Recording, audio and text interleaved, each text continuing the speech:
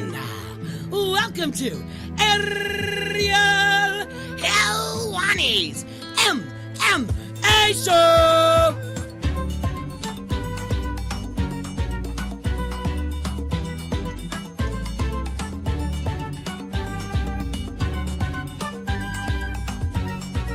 Back in your life on this Monday, October 14, 2019.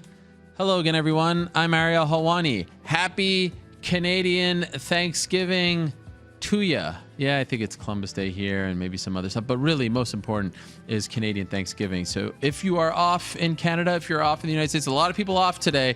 Hope you're enjoying the program, sitting back with some family, some turkey, whatever it is that you do on this particular day.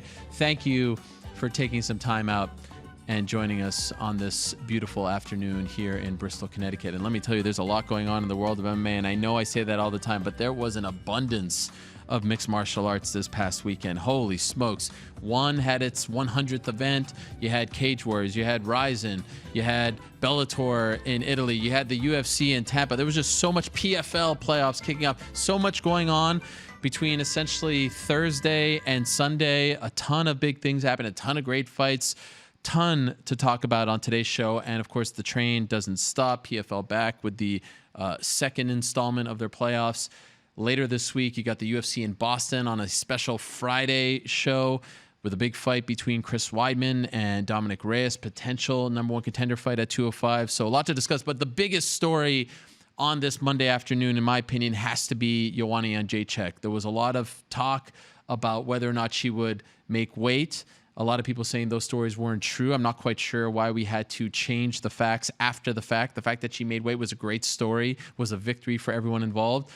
Everything that was reported by us and others was 100% accurate. In fact, Angela Hill and Joanne Calderwood were reached out about fighting at 125 if Michelle Waterson didn't want to take a catch weight. Like, if everyone was being played, if this was all a big ruse, then a lot of people wasted their time last week. It was all accurate. But the good news is, the best part of the news is that she made the weight and she got over whatever hump there was to get over. And she made it in what appeared to be a healthy state and looked phenomenal in that fight on Saturday against Michelle Waterson. There was a narrative that started to brew that maybe Joanna was done, that she didn't have the same fire, that she wasn't, the same kind of competitor in there, that she wasn't the same kind of force at 115.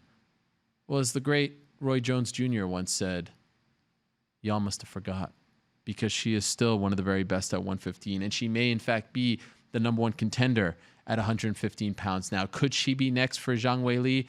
That remains to be seen. But what we know on this Monday is that she beat Michelle Waterson, that it was never really in doubt, that it was a phenomenal performance, one of her best in quite some time. Last year she looked good at 115. It seemed like people forgot about that, and then she had the fight at 125 against Valentina Shevchenko, and now all of a sudden she's no longer a factor. She comes back, she reasserts herself, and does it with a broken foot, or at least a very injured foot, for the back end of the fight. I mean, supremely impressive stuff from Joanna, and she handled everything like a pro, and it seemed like maybe the criticism maybe gave her a little extra motivation if she needed that. Who knows? So that was impressive, and that's a big story, and we'll talk to her hopefully in a matter of moments. Also of note, Kron Gracie losing to Cub Swanson. Great moment for Cub Swanson, a guy who was on that losing streak, who seemed like maybe he was fighting for his job in the UFC. And I remember when this fight was first announced, I remember thinking openly on the podcast, like, maybe it was a little too soon. Caceres, Cub Swanson, like, maybe, I understand what they were trying to do. He's a big name, and Caceres, was a tough opponent. And so from Caceres, you go to Cub. I get it, but did it need to happen so soon? Did it need that kind of a jump for Kron Gracie in his second pro fight? And I know hindsight is 20/20. It's very easy for me to see after the fact. He could have won that fight via first round submission. Everyone's like, oh, what a genius fight, and now he's a legit star. But clearly there's more work to be done. Clearly there's more evolution to be had. And Cub Swanson isn't done. And that was a big performance. And for a guy who's so good at boxing to fight a guy whose striking is obviously not his strong suit, that's why I felt like the veteran status plus the striking, compared to how green Kron is, plus his lack of striking, for me felt like a tough matchup. But hey, kudos to Cub Swanson. Big performance. Mackenzie Dern suffered her first pro loss. That was a big story going into this card. giving birth 4 months ago, and now all of a sudden she's returning to action. But all in all, the Tampa card was a lot of fun. How about Nico Price with an incredible knockout, maybe one of the knockouts of the year, once again with an unbelievable finish. The heel up kick, I mean, just amazing stuff out of him. Mike Davis with a great knockout as well. So there's a lot to digest here. Let me run down today's lineup, and then we'll get to our first guest of the day. I'm very much looking forward to talking to her. At 4:05 p.m. Eastern time, we'll talk to Brian Ortega, T-City. Haven't talked to this man in almost a year. He's back December 21st against the Korean zombie Chan Sung-jung. I'm looking forward to talking to him. I've been trying to get Eugene Bareman, the head coach over at City Kickboxing, on this program for months, and finally he has said yes, coming off the big weekend last weekend with Dan Hooker and Brad Riddell, and of course Israel Adesanya winning. So that man right over there, Eugene Bareman, who's Adesanya has his arm around. In case you don't know, he's kind of under the radar. He's going to join us on the program. Demetrius Johnson won the one flyweight tournament this past weekend and looked very good in doing so. Now 3-0 in one championship. He'll join us at 325. Travis Barker of Blink-182, one of the greatest drummers of all time. Huge MMA fan, huge combat sports fan. He'll join us. I love this. I'm really looking forward to that. Rampage Jackson is back in December 29th, fighting Fyodor Emelianenko. I'm looking forward to talking to him. AJ McKee is going to be on the program. He just got the #1 spot in our top 25 fighters under the age of 25, and he's coming off a big win as well. Cain Velasquez is going to be competing in World Wrestling Ontario. Did you see how I caught that? That was amazing. On October 31st against Brock Lesnar, rematch of UFC 121. Also Tyson Fury, Braun Strowman. He'll join us. David Michaud won a spectacular fight on Friday, but his story is amazing. PFL, just stay tuned. He may not be a household name, but stay tuned for this story. It's incredible stuff. Mike Davis, like I said, he'll join us at 140, first time on the program. He won a big fight on 4 days' notice this past Saturday, and Tatiana Suarez, one of the top contenders at 115, will get an update on the neck, where she stands in the division, all that stuff and more. But there was only one way that we could start today's show, and it's with the star of this past weekend, the great Joanna Jedrzejczyk, kind enough to join us on this Monday afternoon, coming off her big victory in Tampa, Florida. There she is, Joanna. Are we joined by her via phone, FaceTime? All right, Joanna. Unless this is Joanna standing like a statue here. All right, Joanna, are you there? Oh, there you are. You see me? I see you. How's it going? Hey guys, very good. I'm at the beach in Miami, enjoying myself. Well, thank you so much for doing this, Joanna. I really appreciate it. First things first, how are your feet feeling? Actually, it's good. It's a little bit swollen, but it's getting better and better with every day. So I'm good. I'm good. Did you break your foot? No, I was waiting. Actually, I got the results yesterday, and my foot is not broken. Wow. But the swollenness was so big, so I felt lots of pain during the fight. I thought it was broken, like till the last second. Like we thought that it was broken, and even all the tests I had before the X-ray, all the doctors were saying like, "Oh, it's broken, it's fractured," but it's not. It got really swollen. So yeah. Is it still purple? It's good. I can. Yeah, it's still purple and very big and very big. My foot is big, so but it's good. It's like a balloon. Yes, like Conor McGregor once said. I think that was in reference to that. And at what point did you injure the foot? Do you remember? And how difficult was it to fight through that? I felt that in the third round the most, and the fourth round I decided to not kick in the fifth round.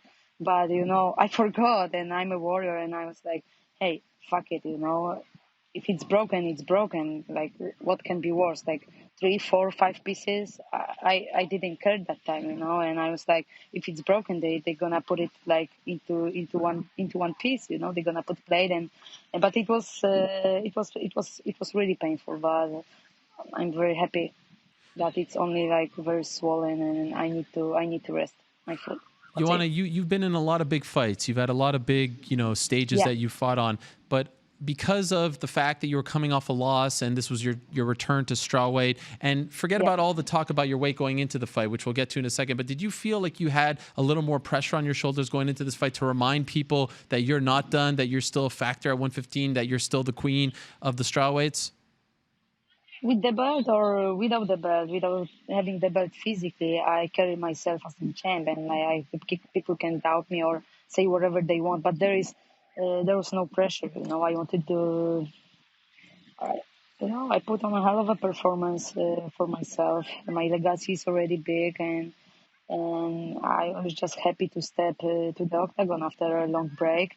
And I felt, and you saw that the break I took after the fight with Valentina Shevchenko was the right choice. I rested my body, my mind. I reset my body and my mind, and everything ended up working good.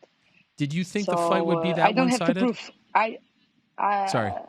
I was not flabbergasted by her performance on Saturday, So that's the point. I always take care of the business, and I put on a hell of a work for the last 13 weeks. It was hard camp, lots of tears, lots of blood. I was very tired, but I'm this type of fighter who needs to put on work and feel like I'm giving everything, So quality and quantity together all the time, all day long, every day. Can we clear up the weight story, because I reached out to you, I reported on it as well, and I understand why you were so confident and defiant when this came out. We weren't the first to report it, but certainly added to the reports and everything. My understanding was that you reached out to the UFC around 10 or so days before the fight and said it's going to be a problem, but then eventually got over the hump and eventually made the weight. But then after the fact, it was said, oh, this was never true and it was mind games. Did this conversation happen? Could you tell us what exactly happened with the weight, this whole story from beginning to end?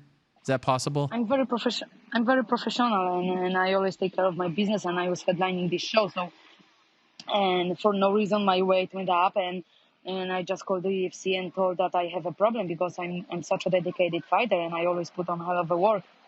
So the thing is that I was a little bit worried that I didn't know how my body was going to show up. My body just shut down, and I couldn't help. I was doing everything I could, and as always, and the UFC, like we both, like me and the UFC, we came with the idea of doing catch weight, if some, but I was not even close to miss the weight in the fight week. So everything ended up. And so on Friday, Dana White said this was all mind games, that there was never a problem, that you were just trying to mess with Michelle Waterson's head and throw her a curveball. Is that true? Was this all mind games, or was it real? What you're saying here, is that real? Can't tell you the truth. Okay. Only me and Dana, we know the truth. Okay. Were you worried? But I have to give a big credit to the UFC Performance Institute, Clint, Jeff Nowitzki, all of the UFC staff for taking care of me.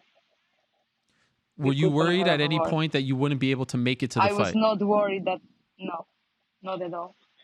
Did you feel like you had to make 115 in order to get the title shot? Like if you fight at 120, then it's hard to get a 115-pound title shot. Even if I was 10 pounds heavier and I won that fight, I would get the title shot, because UFC, they know my value, they know who I am, and like this event in Tampa was just a proof that people love me, and I'm very thankful and grateful to all of them, And what about the people online? Sometimes these days, you know the phenomenon. They love you when you're on top, and then all of a sudden you stumble a little bit and everyone turns on you. Cheers. Na zdrowie. Na zdrowie, guys. What are we drinking there? Mojito? That looks phenomenal. What do we have there? Mojito, like a double one. Like a double. Virgin though, right? No alcohol, correct? Mm-hmm. That's right. Oh, no. Now it's time for alcohol, Oh, okay, fine. You deserve it. But it's not. It's not. I'm an athlete. Good. Drink. But what about the haters? Is it getting annoying? Like people in your I see you interact. No, it doesn't get annoying. Man, that it does not. And I cut it. I always cut it. And that's the thing. And I want to spread love. And people don't know about me that I'm very emotional and I'm full of love. And they see me only from the octagon, from the stare downs, and they think that I'm an aggressive person, but I'm not. And I want to share the love, and this is what I see. I only see the love, And if people want to hate, I take the critic, because critic is good, but not from dumb people, I don't get it. So I just do my best, And when people talk about you, good or bad, it means good, that they are jealous because they don't have own lives. so they wanna live someone life. I live the momentum, you know.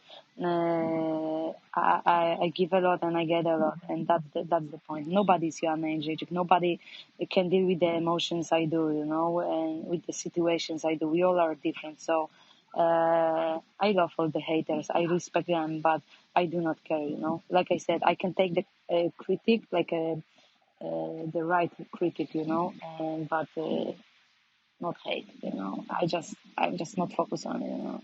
I do not care. I cut it off. I cut it off, man. I cut it off. What do you mean by These cut it people off? not gonna give me money. These people like they're not gonna give me money after I retired, or they not giving me money. They not giving me any shit, you know. So I'm not focused on them. I don't wanna waste my energy on it.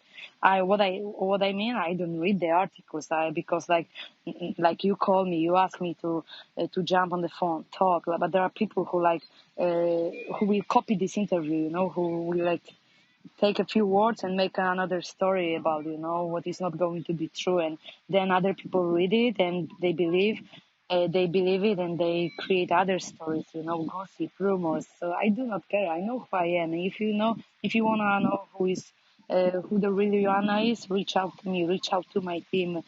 Jump on my social media, ask me, like, you know, don't be focused on rumors and gossips or fake news, you know, or fake interviews. That's it. You talked, you know, going into that first Rose fight about how hard the weight cut was and all that. Coming back in over a year to 115, like on Thursday, were you saying to yourself, this is not worth it. I don't want to do that. I don't want to be unhealthy. Or was it surprisingly once you got over Thursday? that hump? Yeah, like right before before the weigh-ins. Yeah, oh, it was beautiful. It was great. It was beautiful, you know. Like Wednesday, Thursday, my weight was so low, I didn't have to take a single bath, you know. So how did this happen? You know? How did you change it? Man, beautiful. Because I'm strong physically and mentally. This is why I'm the real champ with a good mindset. You know, I'm a real professional athlete. And so but every weight cut is different, man, and my body is surprising me. I'm 32. I feel like a teenager because I'm training hard, I'm training more, and I'm getting just better. And in this fight, I proved that I'm simply the best, that I'm dangerous, you know. And people don't know what to expect from Joanna. I'm back from the edge, man.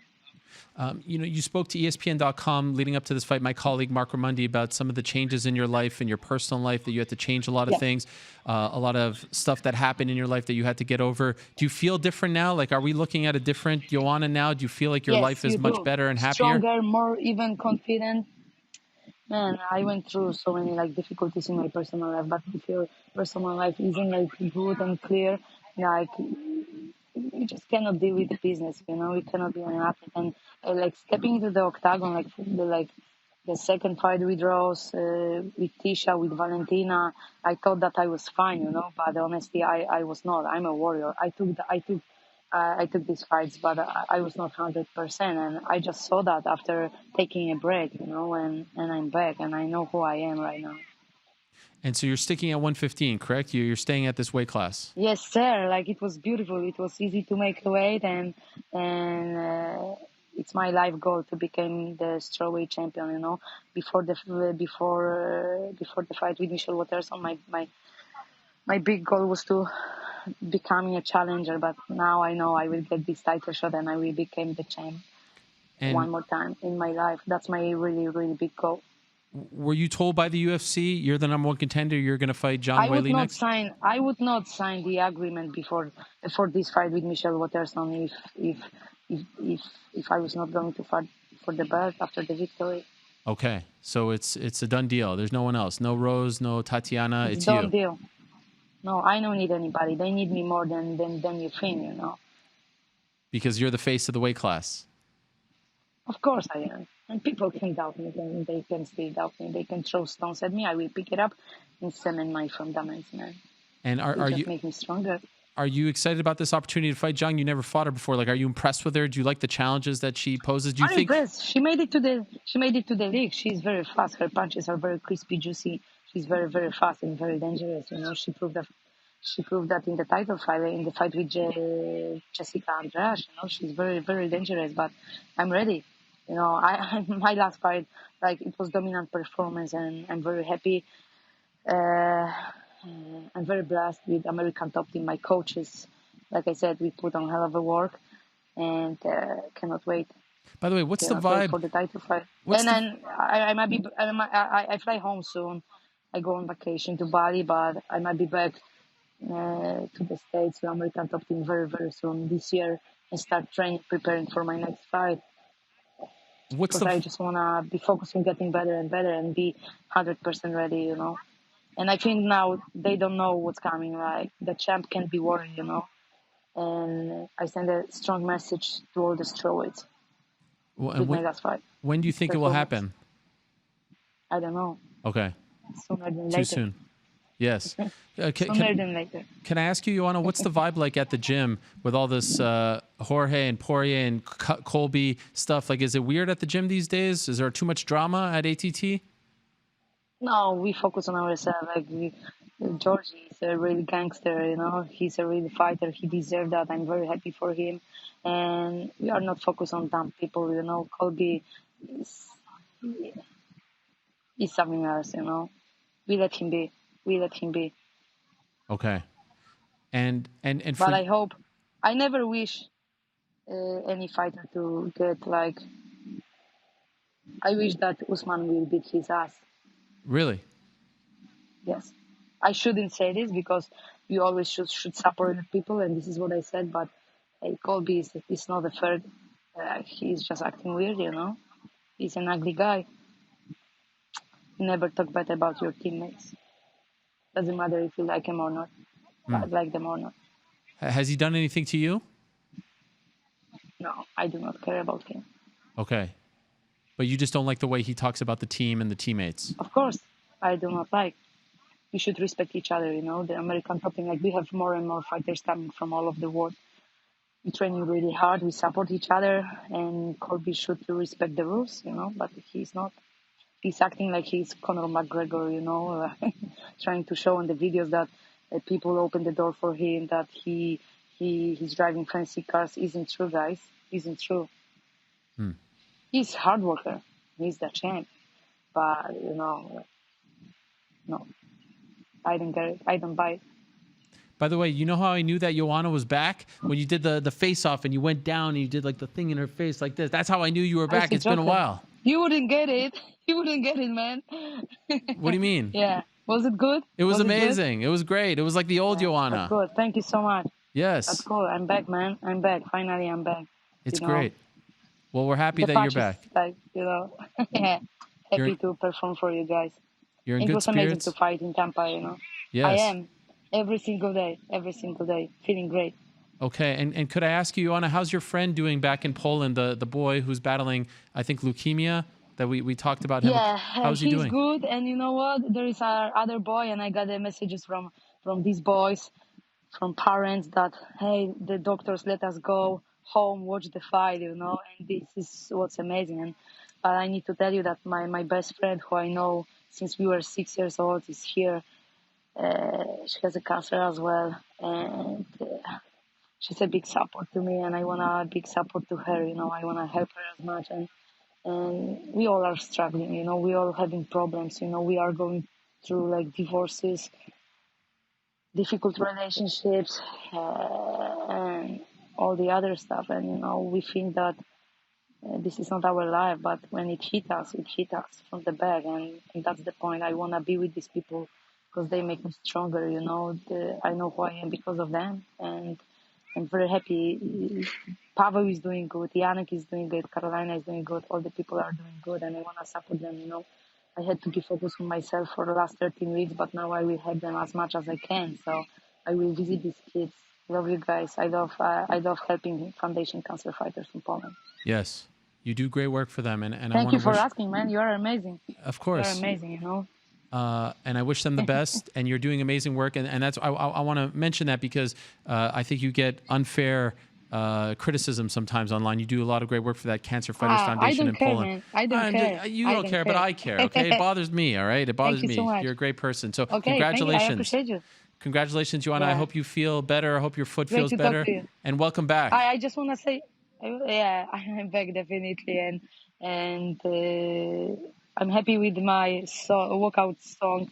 choice. James Arthur, an amazing singer, and I wish him all the best. He will be big as like Ed Sheeran, because James Arthur is from England, Great Britain. He will be he's a star already. And but I need to say thank you, UFC staff, to all the people from behind the scenes, and they are amazing. I'm very thankful and grateful.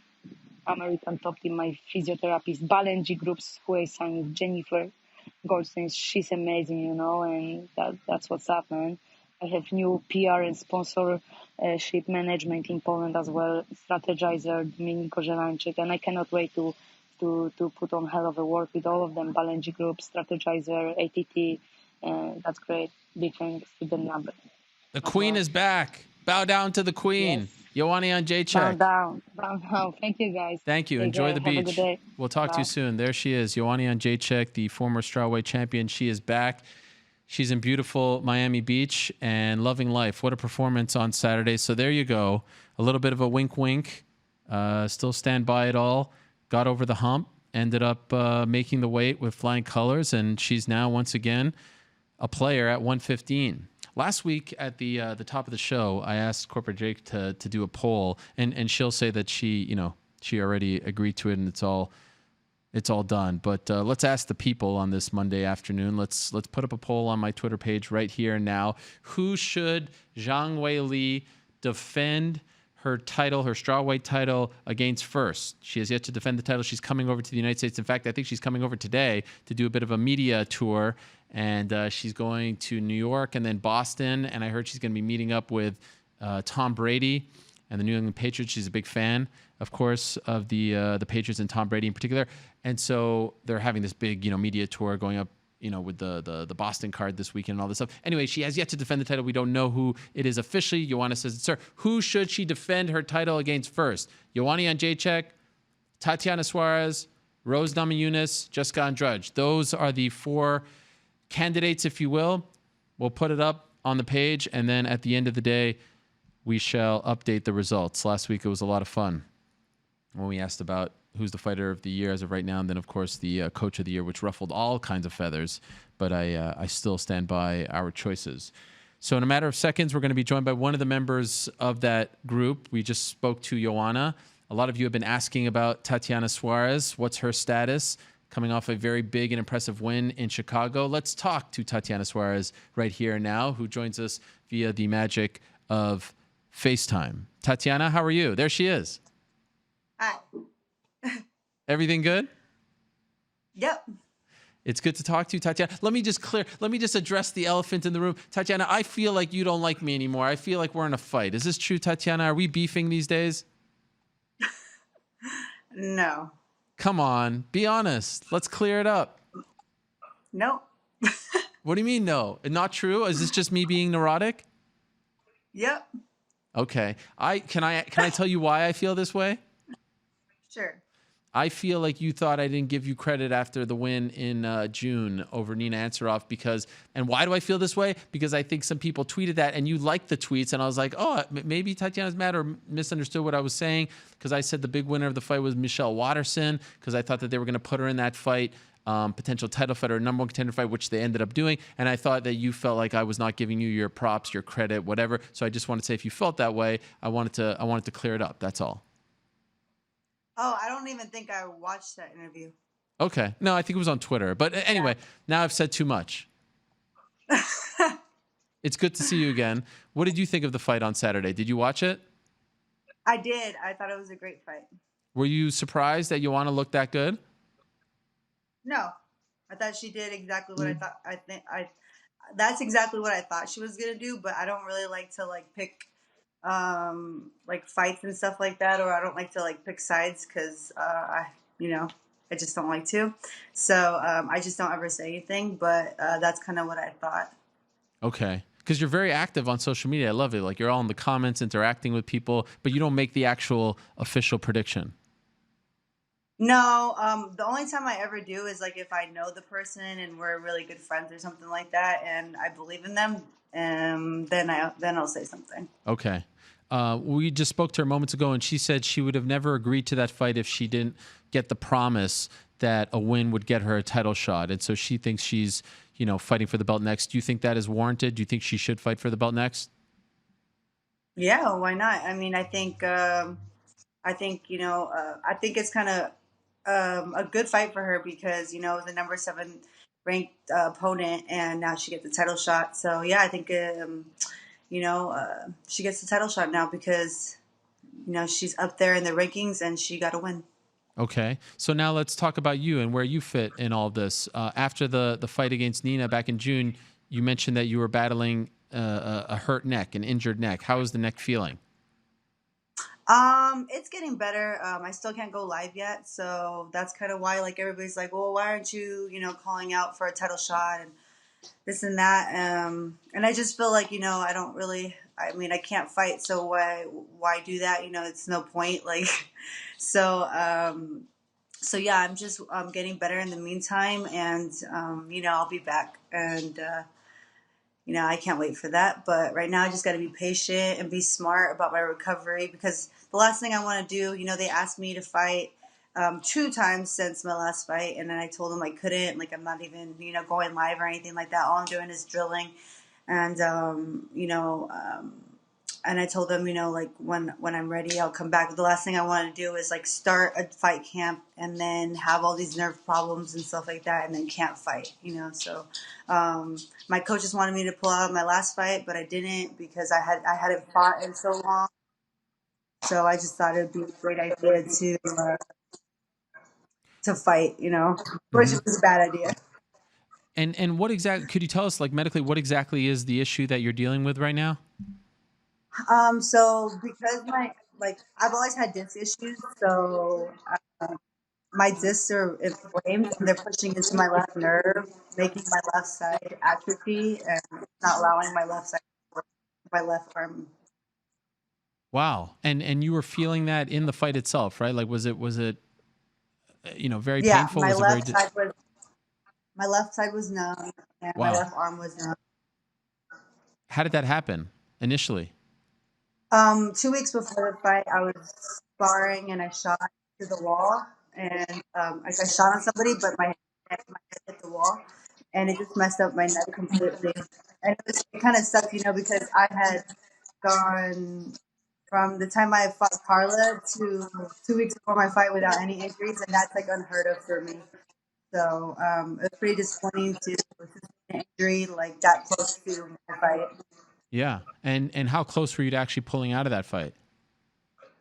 My coach wanted me to get a cortisone shot prior to the fight, but they said that was a bad idea. And now that I got the cortisone shot, that was definitely a bad idea to get it before the fight because when I got the cortisone shot, it was worse.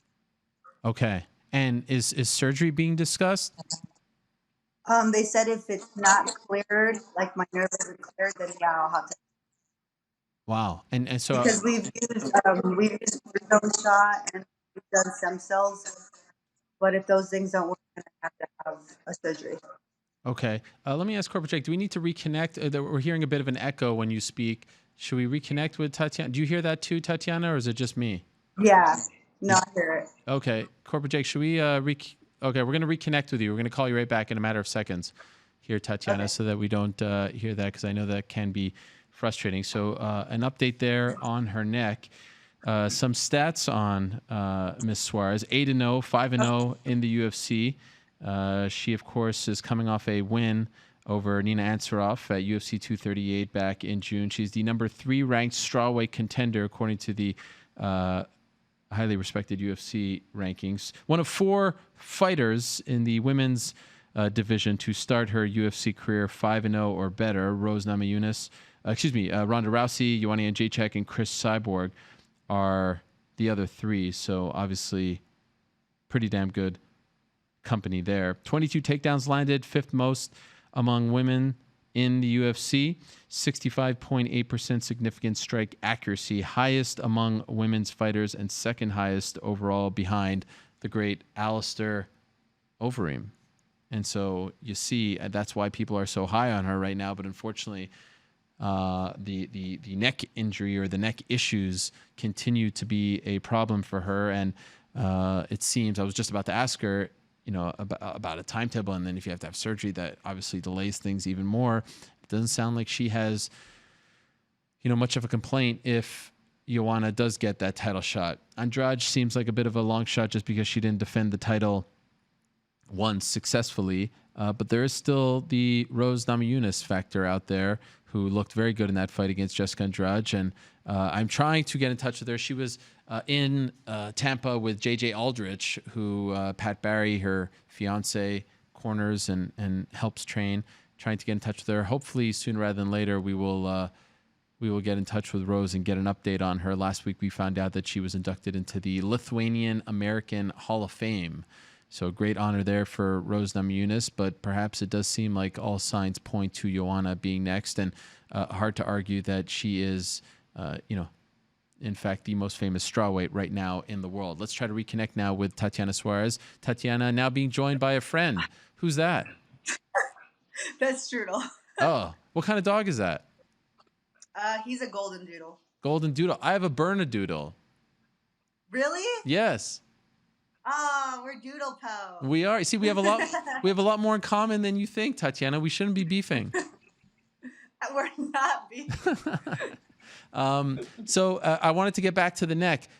The two fights that you said that obviously you weren't ready to return to, which is obviously the right call. You don't want to be fighting with that kind of injury. Could you tell us who they were? Could we get a sense of what kind of matchups they were thinking for you? Would I get in trouble for that? Get in trouble? What is this? The KGB? the fights didn't happen. We're in trouble. This is not state secrets. So they wanted me to fight Michelle, and it was literally like they wanted me to fight in October, and I was like, I can't even swim. Oh wow. So I really couldn't. After my fight, it was like 2 weeks after, I tried to do like a swim workout and my neck was hurting so bad. So I couldn't do that. I tried to do, shooting, even doing like my bow and arrow hurt. So I had to stop that for a little bit too. There's no way I could have fought with that kind of injury. So I had to say no to that one. And then they asked me again recently for when Jessica lost, they asked me to fight Jessica. And I was like, definitely can't fight still. I'm not even going live yet. So even like hitting like regular mitts hurts. So now I'm just hitting the noodles. Okay. Because the impact, like messes with my neck and stuff. Wow. So. So right now, does it hurt? Do you feel it now or only when you do something? It hurts like in the morning, obviously, because you sleep. I don't know. But like other than that, no, like when everyday life, I'm fine. It just starts when I start like, working out and stuff like that. At some point, you have like a deadline, like you have to decide whether or not you'll go the surgery route or not. I'm a little nervous, to do the surgery route. I've talked to a couple of athletes that have had it, and they said it worked for them. But a lot of the athletes that said that they had it were not like grappler-based athletes. So I was kind of, it kind of didn't give me any type of like ease. Okay. Of mine. So, we'll see. But yeah, I think, they told me to come back within this month to see if it's cleared up, the nerve. And if not, then we'll seek some other routes, but, routes. So we'll see what happens, but, I hope that it's cleared up. I feel like it's definitely getting stronger. Like my left arm is getting back to normal. But I just never know, I definitely feel the weakness, like even during because I do yoga as well. So even if I'm doing a regular pose, like this arm's down here and this arm's up here. I'm like, okay, this is I'm trying to pull it up, but it just doesn't. So. And I apologize if this is a dumb question, but this has nothing to do with the cancer that you had back in the day, right? No, but that's how I found out I had cancer. Was I had a neck injury, right? And then that's how they diagnosed my cancer. So I've had this injury for a long time.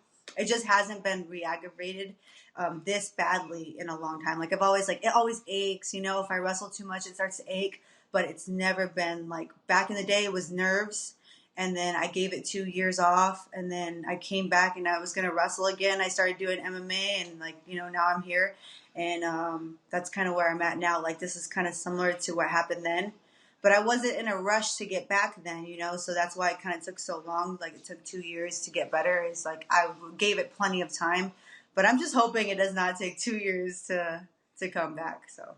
Okay, yeah, absolutely. And by the way, you say you do bow and arrow, like archery? Yeah. Wow. Just for fun? Yeah, for fun. I shoot, I do bow and arrow. Yeah, it's all for fun.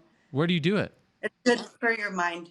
I do it like, you know, Bass Pro Shop has like an archery range and stuff like that. I go there, or like we go in the mountains and do that. It's good for your mind though. I really like it. It's something that's like really peaceful, and it kind of like calms your nerves and stuff like that. So it's therapeutic. I can imagine. I've never done it before, but there's actually an archery field right next to my house. I see all these kids with the thing and the sound, the buzzer thing, and it seems really cool.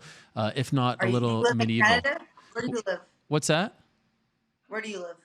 I live in the tri-state area. Let's just leave it at that. Oh, so Canada? No, tri-state, like New York, New Jersey, Connecticut is tri-state area. Oh, tri-state. I thought you were talking about like, because I know that there's a tri-star or whatever. Oh, tri-star. Yeah, that's a gym in Montreal. You thought I lived in the gym? Not the gym, but I don't know if that's like I don't know Canada. I don't go to Canada, you know? Fair enough. Fair enough. You do live far away from Canada. But by the way, for people that don't follow Tatiana, you might not, think this. One of the funniest follows on Instagram. You're very comedic on Instagram. Am I? Yes, you do a great job. You go back and forth with people. The stories are very funny. You're always watching random old fights and things like that. It's yeah, I do. It's a great time. Yeah. You do a good job with that. So in the meantime, while you're not fighting, in summation, there is no timetable, right? Like you have no idea when you might be able to return, at least as of right now.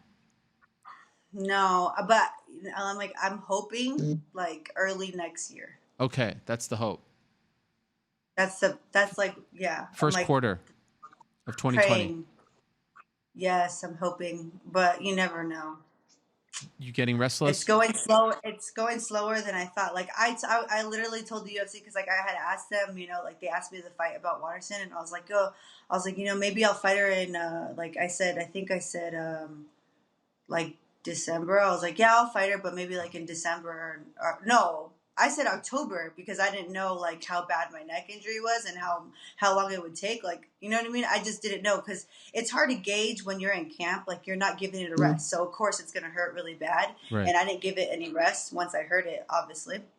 So I was like, maybe, if I give it a couple of months, like it'll be fine. And I came back and I still wasn't able to. So like, good thing I didn't like commit to that, because then I would be, that would suck for everybody. So, but now that I've given it time to heal, and now that I'm training on it, I kind of know like, when I do this, it hurts. When I hit hard, it hurts, so I have to be really careful and not re-aggravate it, because the last thing I want to do is start the healing process all over again. Right. Well, and I can't imagine the pain that you were in. I mean, like you talk about the pain now, I can't imagine the pain that you were in that fight against Nina Ansaroff in June. That must have been a nightmare, right? Yeah, it was a nightmare, especially because I heard, so it's because it's a nerve thing. Like, once, nerves cool down, it's like, it hurts, but it's not like, it's not numb, But then, like, as soon as I shot, like, my first shot, it kind of jarred me a little bit, and so it re-aggravated it. So like the entire fight, like my arm was numb, my face was numb, and it just it's a little, I think it's like really scary, because you just don't know what's going on in there. You don't know what could like mess it up, or it's just kind of like a scary thing to like have to worry about during your fights. Sure.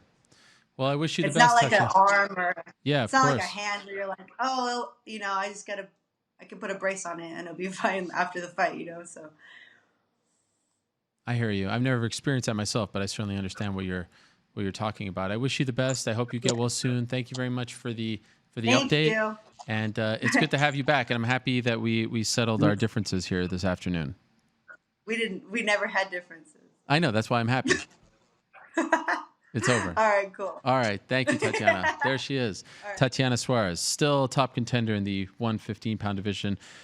Hoping that she has a speedy recovery and gets back in there soon. Okay, one of the other great stories from this past weekend was Mike Davis taking a fight on 4 days' notice and knocking out Thomas Gifford. What a performance out of the guy they call Beast Boy. In fact, on Wednesday night, I did a Facebook live chat on the ESPN MMA Facebook page, and I've been doing this more and more, a Q&A with the people. And Mike Davis, or at least I thought maybe it was someone pretending to be Mike Davis, actually jumped in there and was conversating, if you will, dropping comments. I do think we have some evidence of this right here.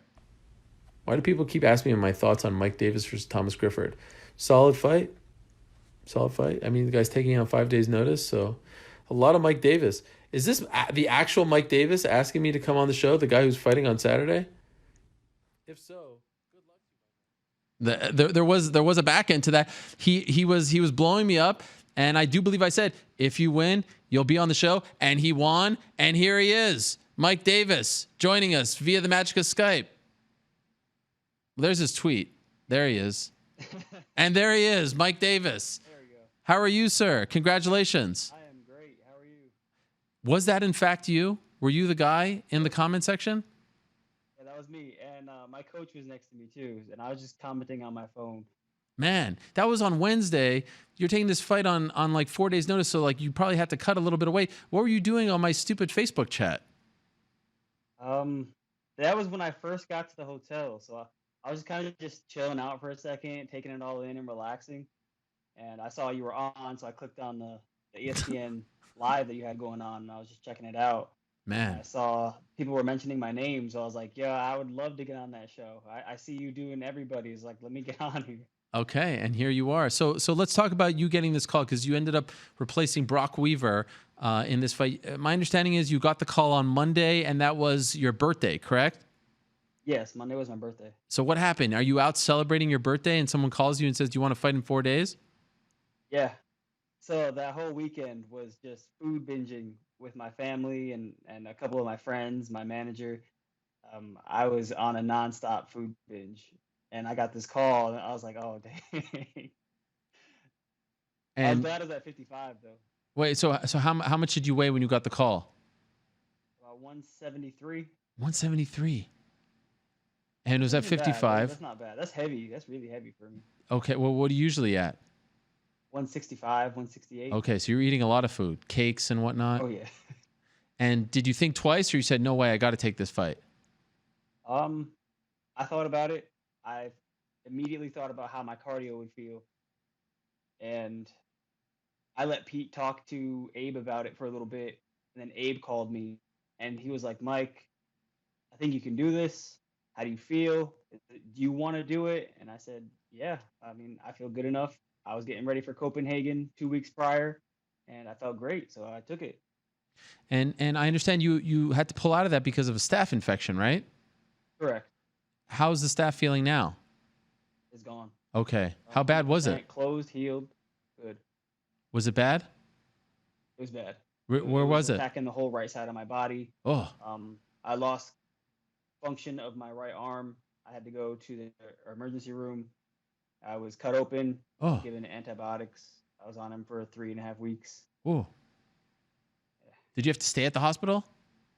No. Okay. I did all in one session. I had to go back, though, to get repacked. But it took 3 weeks. My first infection ever. Okay. Now I'm kind of cautious on definitely shower after you train, guys. Shower after you train. That's right, yeah. Do you know who the culprit was? Like, who gave it to you? Do you have any idea? You don't know, okay. No, could have put him on blast right here. But it's okay. So you take the fight, and how was the weight cut? Simple.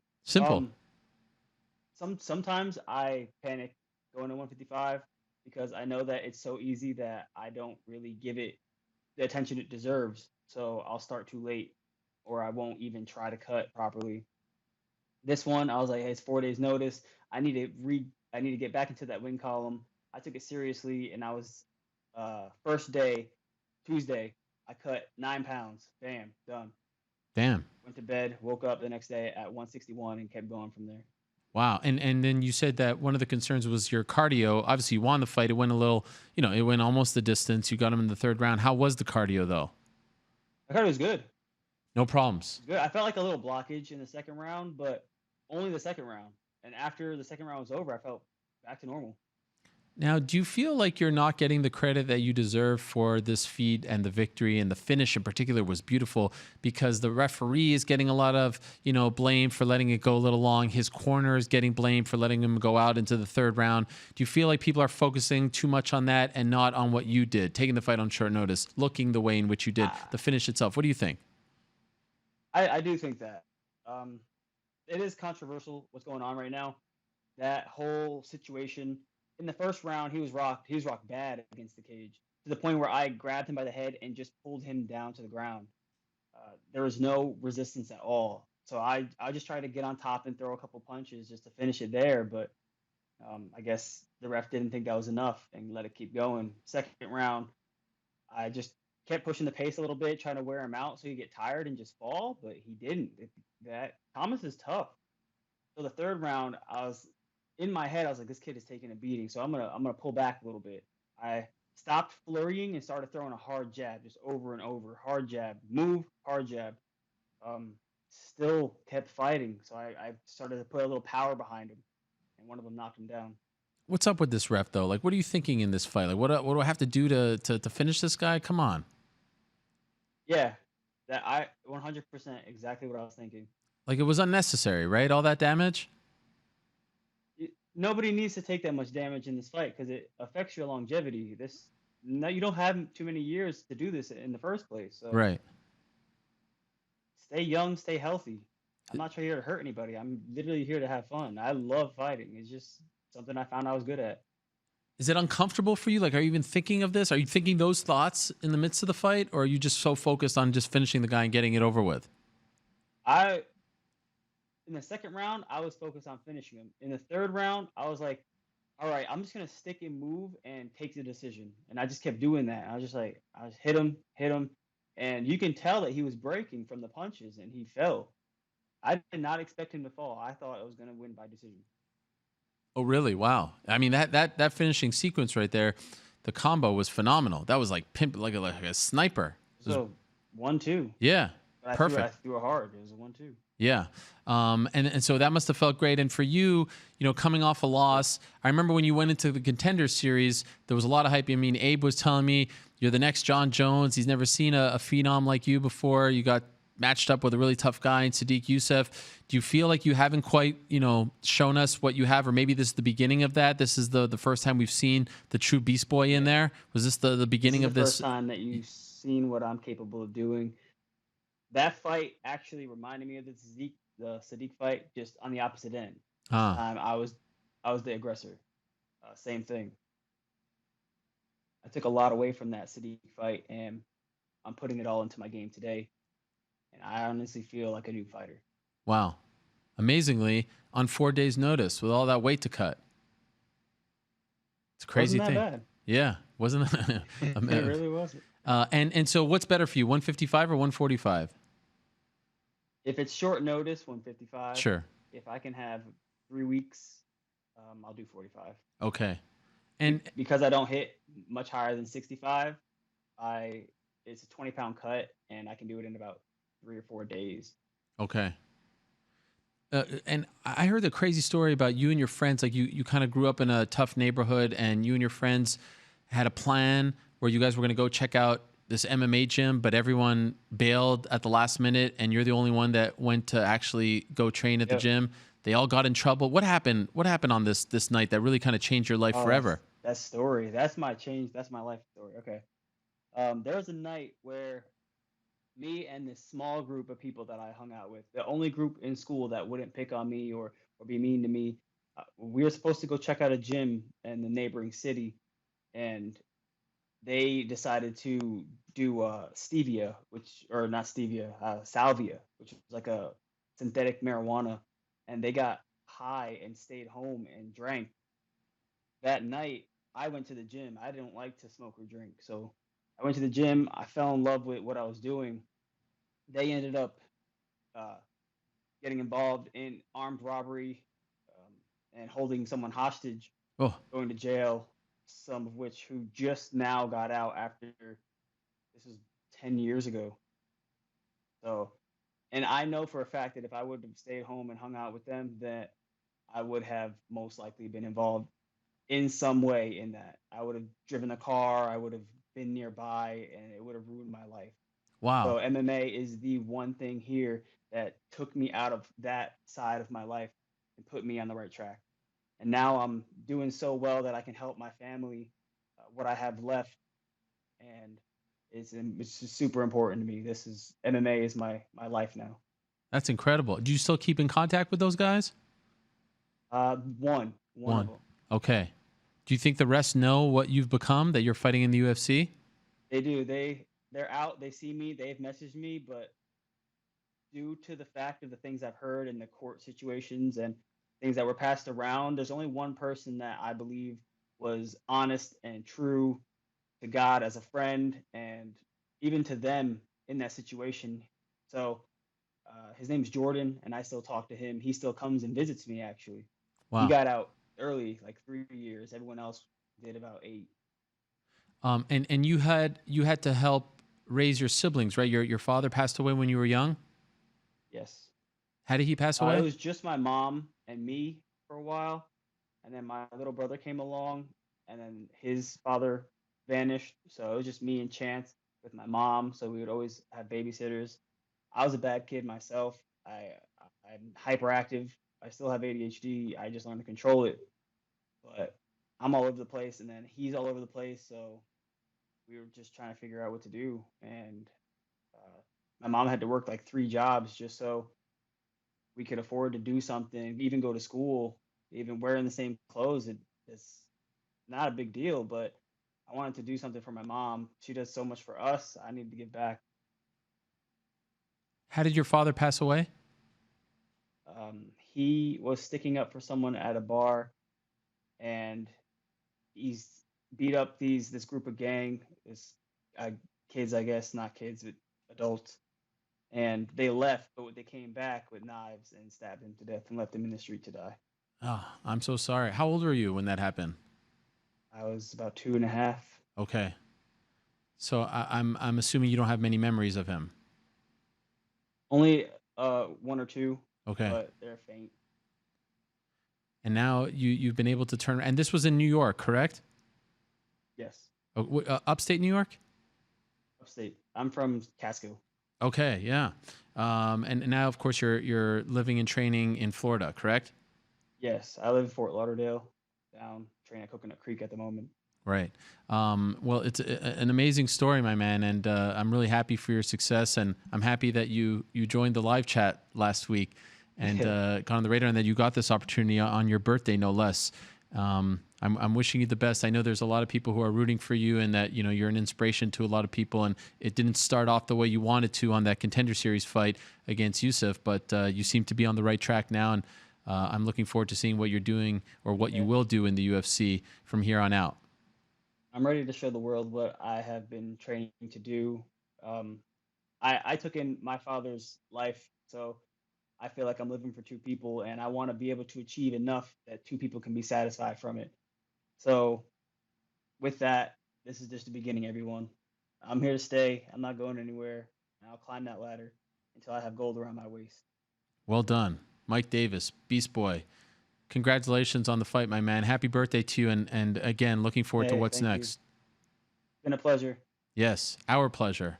There he is, Mike Davis. Remember that name. What a great story. Unbelievable stuff. Big win for him on Saturday. Another great story happened on Friday in Las Vegas. PFL had the first installment of their playoffs, and David Michaud made it to the finals. He'll be facing off against Ray Cooper, former UFC fighter, but the season back in May, I was actually at this fight, couldn't have turned out worse for him. He lost in 17 seconds. Since then, he has bounced back, won 3 in a row, won on Friday, and like I said, punched his ticket to the finals. He has a fascinating story in his own right. Let's say hello now to David Michaud, who joins us via the magic of Skype. David, how are you? Good, Ariel. How you doing? Is it okay if I say your name with that sort of French accent, Michaud? Because it is a French last name, is it not? Yeah, my dad's family's French. It's funny because whenever I fought in Montreal, I fought Aubin Mercier, and we've always said Michaud. Like Yeah. we always said Michaud, Michaud. Then I go up there and all these, French Canadian speakers, oh, David Michaud, and I'm like, well, I guess when in when in French Yes. speaking countries show. So yeah, but they all thought I was French, or even would come up and speak to me in French, and I'm like, I'm a dumb American. I only got one language. Sorry. Well, I like saying your name that way, but yes, Michaud, and congratulations, by the way, on a great victory, and not only a great victory, a couple victories, I should say, but the way you turn things around, from the beginning of the season till now, when you got knocked out in 17 seconds by Sadabusi, I mean, what did you think? This is a disaster. I know the format lends itself to getting back on track, but that was a pretty quick fight and pretty devastating stuff. Yeah, no one wants to go out there and get finished, and let alone get finished in 17 seconds. Like I was saying at the press conference, I was the lowest man on the totem pole after that. I had the least points. I had the fastest fastest getting finished. So I knew going into that next fight, like I had to do something to turn it around. So it was hard, but even right as soon as it was over, we're sitting in the back talking to my coaches, my corner, and I'm like, I got this. I'm not worried. We're gonna win the next fight. We're gonna win 2 in playoffs, then we're gonna win the championship. So I didn't doubt myself. I wasn't down on myself at all. I was ready to get back on it. And so, as you just alluded to, you had to fight twice on Friday. You won both those fights, obviously, and that got you to the finals. What was that like on your body? Have you ever done anything like that before? Well, I had fought twice before, but a long time ago, like just against some amateur guys, guys that probably weren't really training. So it was it was different fighting two guys that are, certified finishers, certified killers. John Howard's out there trying to knock people's blocks off. Franca, he's big. He's a big guy. He gets on top of people. It's hard to get him off. So I hadn't done anything like that where it's actually two super skilled, super talented guys. And I was 2 fights after Franca, so he ended up having like an hour extra break between fights. He had an extra hour for I had about an hour 15. He had about 2.5 hours rest. So that played into it a little bit. But the way I looked at it was just when I saw how the schedule was, where the fights were, and I was the last quarterfinal fight. They said, they did that just so I could be on TV twice. That's all. I could be on ESPN2 twice. So that's on how you look at things. But yeah, it was tough, man. After the fight, that first fight, trying to kind of conserve while winning, because the most important thing is to win. If you don't win, you don't fight the next fight anyway. You don't get that next paycheck. So it's like, no matter what, you got to win. You got to win. You got to win. And in the second round, when I felt like I had won the first round big, and then I felt like I was ahead in the second a little bit towards the end, so I kind of pulled back, took took a little break towards the end of the second, but it was tough. And then in between rounds, trying not to like get a break, but not to let yourself get too cold, not to let yourself get stiff. And I was dealing with a lot of cramping. I was even cramping before my first fight. My back was cramping in the fight. My hamstring cramped when I was on top at half guard. I was going to pass. My hamstring cramped. I remember second round, I was grinding him against the fence, and I was driving him in with my head, and my neck started cramping, and that was weird. So, but I don't know. It was tough. I mean, I knew it was going to be tough. It was all everyone had tough fights. Like Franca, he kind of got cracked a few in his first fight. I got hit a couple times tough. Yeah, it was nuts, man. Yeah, I can imagine. That's why it's not a very common thing in the sport anymore to have people fight twice on the same night. But here's what I guess is so fascinating to me about you, which I don't think a lot of people know about. You don't fly, right? You have a fear of flying. Is that accurate? Yeah, drove from Phoenix to New York for my fight in May. Drove from Phoenix to New Jersey on my fight in what was it, July. Phoenix to Vegas is easy. Yeah. Everyone from the lab just mostly drives drives to Vegas, so that's easy. I wish all the PFL fights were in Vegas. That'd be nothing. But yeah, gonna be driving Phoenix to New York City for December 31st. Normally leave like a couple weeks early. Then I train out in Tennessee or North Carolina with my buddies Scott Holtzman and Brian Barberina, and get some good training out there, and then finish it off. How long is that trip from Phoenix to New York? What is it? I think if you went straight through, if you just hit a beeline, it would be like 36 hours, maybe 35 hours. Okay. But like I said, I kind of go straight across, and then I know some guys out there, train out there at their gyms, and then next week hit the Northway. I think we even have, I think Corporate Jake whipped up a little map. This is the map right over here of your travels. I mean, this is unbelievable stuff. You're like John Madden. Why Yeah. why do you do that? Where does this stem from? I just always kind of had a fear of flying. Like since I was in high school, we tried to fly on vacation one time, had a panic attack, and then when I was wrestling in college, I started telling my coach about it. And I'm like, okay, well, let's try it. Let's try it. I'll give it a shot. We'll try it again whenever I was wrestling. And I was having panic attacks weeks out, like 3, 4 weeks out before I even had to get on the plane. So it's like, it's not even just the day of. People are like, oh, we'll drug you up, we'll give you some stuff, we'll put you under. But it's not even that. I have panic attacks just even thinking about having to do it. So I wouldn't be able to train for weeks because when you have a panic attack, like it takes it out of you for days. Like 2, 3 days after, you still feel exhausted. It's more exhausting than than those 2 fights were, Wow. honestly. Like after I'd have my panic attacks, you just feel like you can't do anything. So like found a way around it. So I fought in February. That was part of it. I fought in February and was kind of looking, me and my manager, seeing where I would go next. Like had some good wins, felt like I was in a good spot, and the PFL opportunity came, and we said, they're all in America. I could hit all of them. I could drive everywhere. This would be best for me, and it's working out pretty well so far. Yeah. And did you ever, like when you said that you went on a family vacation, have you ever actually been on a flight, or did you remove yourself before the plane actually took off? No, I wasn't even able to get on the plane. I was for a long time taking some fear of flying classes in Phoenix at the airport, and they talk about it. You go in, it's a former pilot, and he talks, and then they take you on a plane, and even just getting on a plane that wasn't going anywhere, that was tough. But yeah, like where I'm at now, PFL is good, all in the continental United States. So Yes. just hitting a nice little cruise across the country and beat people up. And by the way, who's the young lady, the basketball player above your shoulder over there? That's my sister.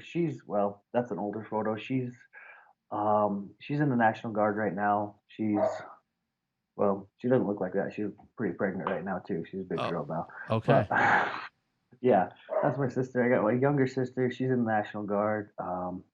And right now I'm at my mom's house. I came back to South Dakota, drove, of Wow. course. We went from Las Vegas. Next morning we woke up at 8, drove over to Phoenix, got my dogs, got some stuff. Boom, came up to South Dakota. So now I'm Wow. back in Pine Ridge. And you don't mind the driving, like you don't get bored. I mean, it's just you just would much prefer. You're more comfortable doing it. I mean, I guess it'd be a lot easier if I could fly, Yeah. but at this point, like it's been so long. Even when I fought in Montreal, I drove from Phoenix to Montreal. Wow. I fought in Miami, Florida for Titan FC against Diego Lima. That was like a 34-hour drive because Miami's pretty far south. So yeah, I drove from Phoenix to Miami. Like it is what it is. I'm not too worried about it anymore. It's not even like a question anymore. It's just, if I got to fight, we know what's got to happen. You need to get one of those big RVs like John Madden or CM Punk had back in the day, right? Well, Like, hey, I wasn't making a lot of money before yes, these last few fights. right. So after I win this million, then we'll talk about the RV. But before, yeah, it was a question. Like it was like, man, it'd be nice, I could just drive for 12 hours, pull over, sleep, whoever's driving with me. But now finally made some money this past weekend. Made some money in July. So yeah, I can put a little bit away and start saving up. And after I win that million, then we'll start talking about I, buying something cool. do you think you have made in your entire career How many pro fights we're talking? We're talking, if my math is correct, 23 pro fights, I believe. Do you think that you have made a combined $1 million thus far? No, not even close. No, because I only had the 3 UFC fights. The Bellator fight I had, I made like 3,500 or something. I was on Wow. the undercard. That didn't pay me anything. Yeah, there's no way. There's no way it was even close to that. This weekend I make some money. I probably made more money off these 2 fights this weekend than I had out of all my MMA fights, not counting the sponsors that I've been able to get and stuff. Have you allowed yourself to think about what would happen to your life if you got that $1 million? One more time. Have you allowed yourself to think about what life would be like if you did win that $1 million? Well, I mean, I don't have a lot of wants. I enjoy my life. I like how I live right now. Just got an apartment, got my girlfriend, got my dogs. I don't know. People say more money, more problems, but I don't think most of those people have ever been as poor as the people that I know. So we'll see. I don't think it's going to be too many more problems. Just less worried to me, because I don't plan on buying anything new, anything big. Just buy a house and have somewhere nice to stay. That's about it. The simple things in life. Well, this is a great story, and I wish you the best, and I want to wish you again a congratulations on winning those 2 fights this past week. I saw before we got to you were still icing your face, so I'm sure you're a little banged up, a little tired today on this Monday afternoon, but I'm sure you're very happy with how things went and getting ready for that cross country drive once again back in December to New York City. So thank you for doing this, David. All the best to you on December 31st. Looking forward to it. Watching it on ESPN2, of course. Awesome. Thank you, Ariel. Nice chatting with you. Absolutely. There he is, David Michaud, a.k.a. David Michaud. One of the nice stories that has developed here this season for PFL, and this is what, we saw it last year with Luis Taylor winning the $1 million on December 31st. This is what the format does. It lends itself to these stories, and I think that PFL needs to look at their situation for next season. I think that they have to look at the roster, need to bring in some new faces, can't be the same guys from the last 2 seasons because it feels a little stale. They got to figure things out. And, the elephant in the room, I mean, the ugly situation on Friday involving 2 managers, Abraham Kawa and Ali Abdelaziz, a subsequent story by a great young reporter named Michael Friedel. They need to address this situation. This is not helping them. This is not helping their status in the sport, and they're doing things, from what I understand, to try to distance themselves from their previous regime, the WSOF regime. But they need to figure this out because it might be too late, I think, if they don't figure it out sooner rather than later. And ironic, by the way, on 3 days after there's this whole big media day where you wonder if there's going to be some sort of announcement, this Dominance MMA media day. It turns out that it's just one big love fest, ego trip, which is fine. You could talk to the media, you could do whatever you want. 3 days later, we're getting into physical altercations. Got to figure this out. Can't have this, and can't react the way in which they did. The subsequent statements by the PFL and members of their team, matchmakers, executives, were embarrassing. Absolutely embarrassing. You could be focused on the actions inside the cage. You can't be just dismissing altercations that are happening out in the open. Embarrassing. Figure it out, clean it up, do better, be better, and once and for all, address these issues, because the sport is a great sport that is giving itself opportunities to people like David Michaud, who are getting chances to do great things. It's a good thing. I'm in favor. I want more opportunities. I want more organizations. But, at some point, enough is enough. Let's be better. Anyway, it's my little soapbox moment there. Great stuff there. Congratulations to him. And the playoffs resume this Thursday. All right, let's move along now and say hello to our next guest. Did my thing? I think my thing is all cutting in and out. Yeah, we're good, Corporate Jake? All right, big story on Friday. WWE, they finally announced it. Brock Lesnar, Cain Velasquez 2 in Saudi Arabia, October 31st, happening in like a matter of days. We had Cain in studio just a couple weeks ago. In case you forgot, this is what he said when I asked him about his wrestling future. This is the mask? Is this the one that you wore? This is not the exact one that I wore, but this is a variation of the mask. Can you do me the honors? Can you wear it? Wow, this is legit. Look at this. What an honor this is. Okay, I can't see. I feel like it's like the day before our wedding. We can't see you. Can't see the bride putting it on me. This is amazing. Wow. Cain Velasquez, luchador. El Toro. And there he is, El Toro. Now he's a member of World Wrestling Entertainment. Just like that, appeared on the first SmackDown on Fox, and he's going up against Brock Lesnar in a matter of days, October 31st in Saudi Arabia. El Toro, Cain Velasquez, are you there? I'm here, Ariel. How you doing? I'm doing great. Congratulations. How did this happen so quickly? When you were sitting in my studio, was this already a done deal? Were you kayfabing me, as they say in the pro wrestling community? Did you already know that this was going to happen? You were going to debut on that SmackDown show? No, I didn't know. But for me, it was something that I wanted to do. You know, it was obviously, right? It was something that I wanted to get into. The WWE would be is the pinnacle of pro wrestling. So something that I was always looking forward to, and that was always my ultimate goal. This all came down really, man, from Brock acting the way that he does, in going in and just viciously attacking Rey, Mysterio, and Dominic, his son, on Monday Night Raw, the previous Monday Night Raw. From that, man, I just had it, you know, like him, Brock going in, just thinking he could just beat people up wherever he can. Like, hell no, man.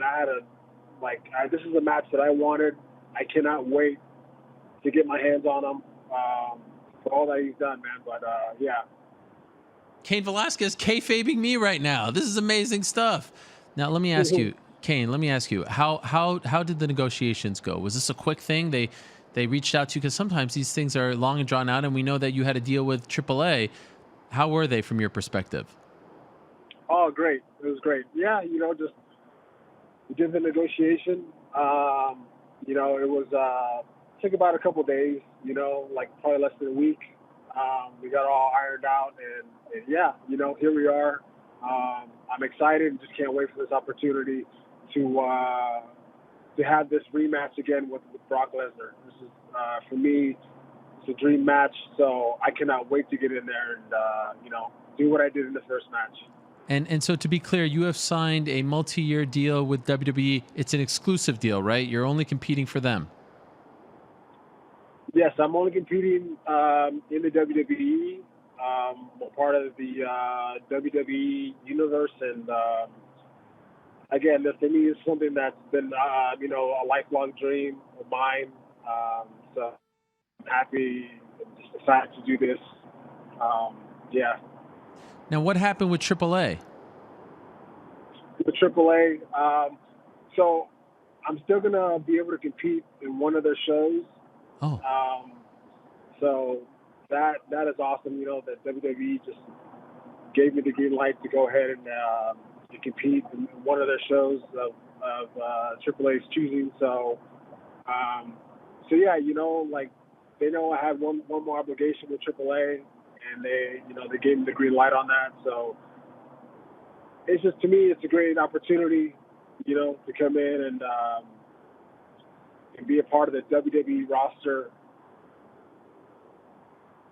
Did you talk to anyone else? AEW, any other promotions? Yeah, of course I did. You know, having that close tie with AAA and talking to them. But to me, you know, WWE just made the most sense. And ultimately, it was just to go in there and Brock, you know, go in there and mess them up, man. There's a lot of emotions going on right now with what he's done in the past. And, you know, I want to go in there and just make an example out of him, that let him know that he cannot just go around and just be throwing people around and hurting people. hell no, man, I'm putting my foot down. I'm going in there and messing up.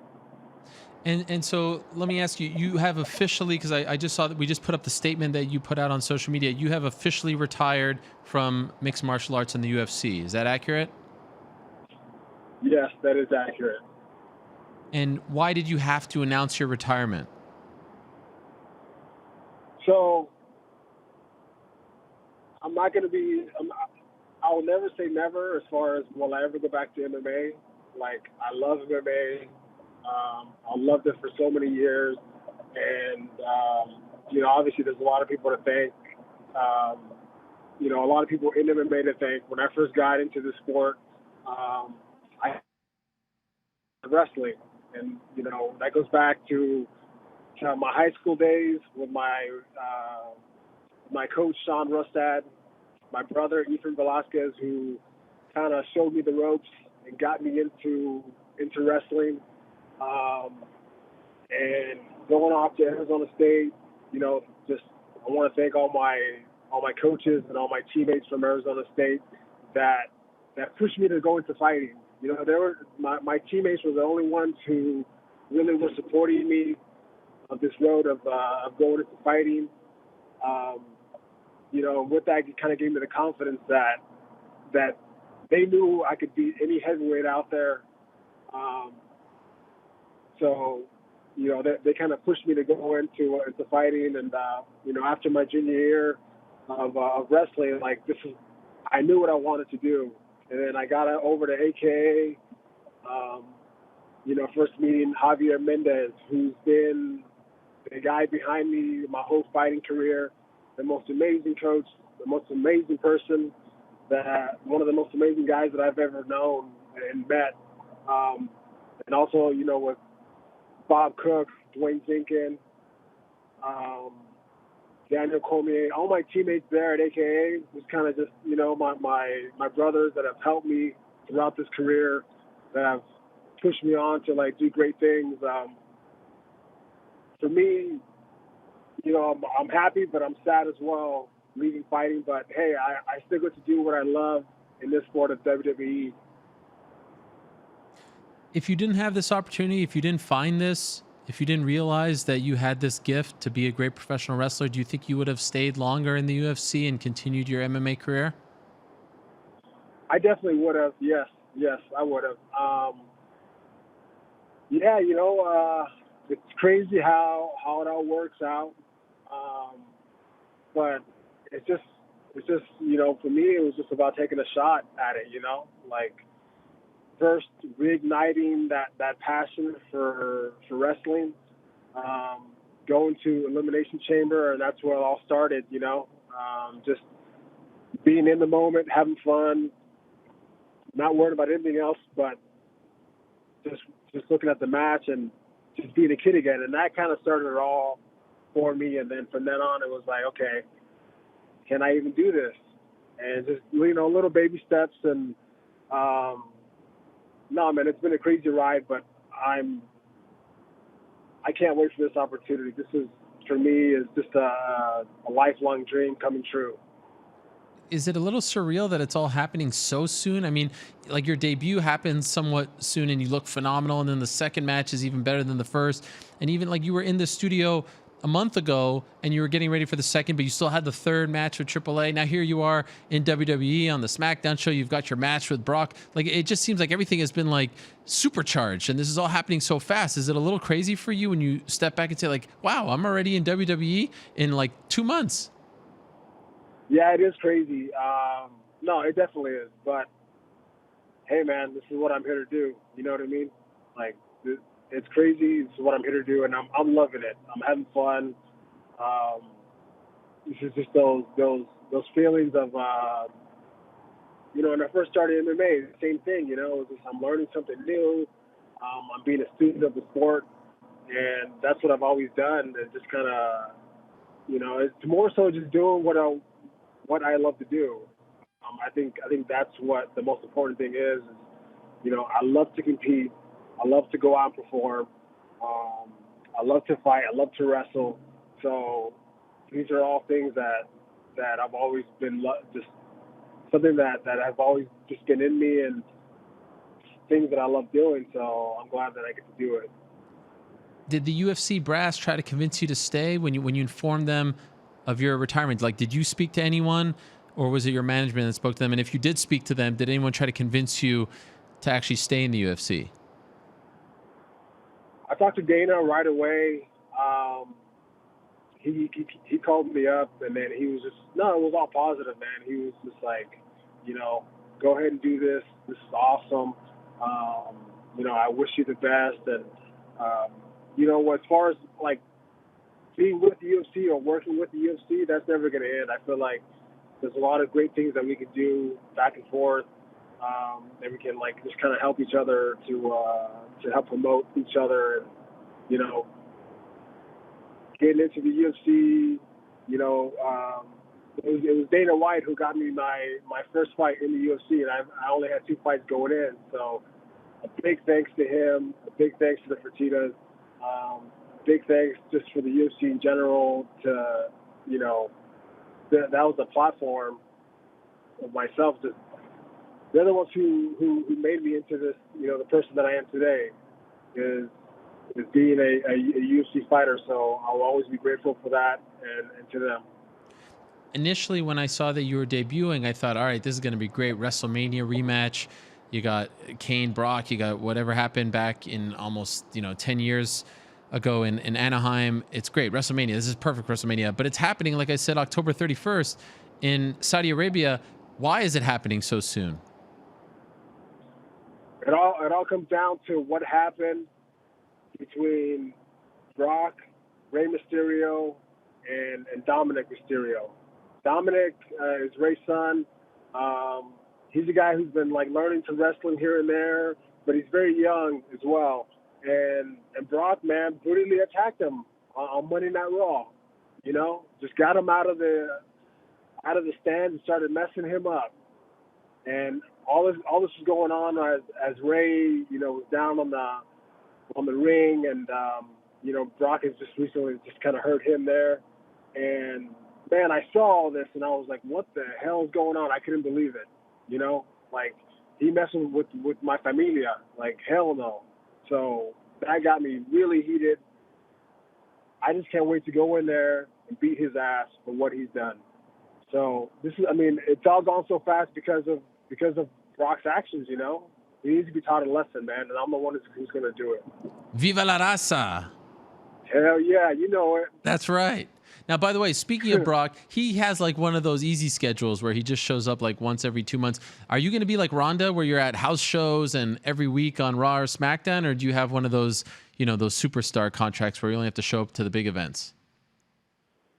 As of right now, I'm really just focusing on getting better. Knowing this sport in and out, and just getting better all around in this sport. That's my goal. And yeah, man, I'm down to do whatever match, do whatever I can to go in and just obviously just the name of the game is always get better and get more comfortable. So that's what I'm going to do. And if I have to do it with doing more matches, then it's all good. But I'm never looking past my opponent, and that's Brock Lesnar right now, So I'm solely focused on him, practicing stuff that I can do in our match. I'm driving over to AK to practice, right? Just getting sharpening the tools with my AK brothers. Constantly just getting better. Yeah, man, this is gonna be a hard fought match, so I have to get myself ready.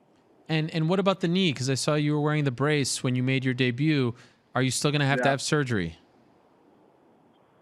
I'm not even worried about that, With the brace, it's all good. I'm sure without it, it'll be good as well. It's just for precaution. But, doing kind of a Stone Cold Steve Austin throwback, with the brace. I like it. Yeah. And will you have to go to Tampa to train at their performance center, or are you just going to continue to train in San Jose? I'm going to do a little bit of both. I'm going to kind of go everywhere. So this week I'm going to go out to Orlando, to the performance center. It's Orlando, right? Yeah. So, train everywhere. I'm going to train with Rey Mysterio this week. Have him coach me a little bit. Just check in with Dominic as well, see how he's doing. But yeah, man, just try to get as more comfortable and as best as I can be, for this match. There's a lot riding on this, so I have to be in the best shape. I have to be just ready for anything, right? I'm very green to the sport as well coming in, but man, I'm ready to learn. And what about the mask? Are we going to compete with the mask in WWE? Please say yes. With the mask in WWE? Yeah. No, I'm gonna go in and compete as myself. Okay. So El Toro is dead? That's it? El Toro is not dead. Okay. He's dormant right now. Okay. Until the time is right. And you know how retirements in combat sports and in MMA go. People retire all the time and then they come back. Do you think deep down you'll have another fight? Would you be at peace if your last fight was the one against Francis Ngannou? Again, like I said before, I'll never say never, man. So who knows down the road if I get another fight? I think it's very possible because it's just something. Yeah, man, it's just something that I love. I love to train and compete. I love going to practice and learning. Always learning and perfecting this craft of MMA. So man, down the road, who knows? Will you come out to the song that I don't know the name off the top of my head, but I love it. Na na na na na na na na na na na na. Will you come out to that song? I don't think that's it. But Los Mandados. Yes. Sing it for me. Let's go. 1, 2, 3.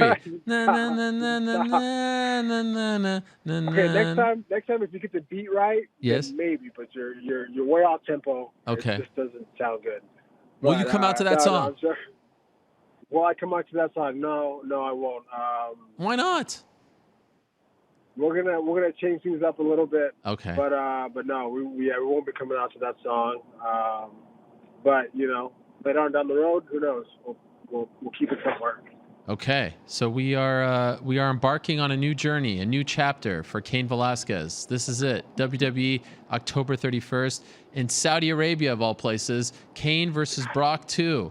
Unbelievable. How do you feel about going to Saudi Arabia? Are you okay with that, Cain? Yeah, man. I'm there to have my match with Brock. I'm there to be in a fight with him, and that's it. It doesn't matter where it is. I'm there to have a great match, have a great fight, and to entertain the people that are watching. All right. Well said.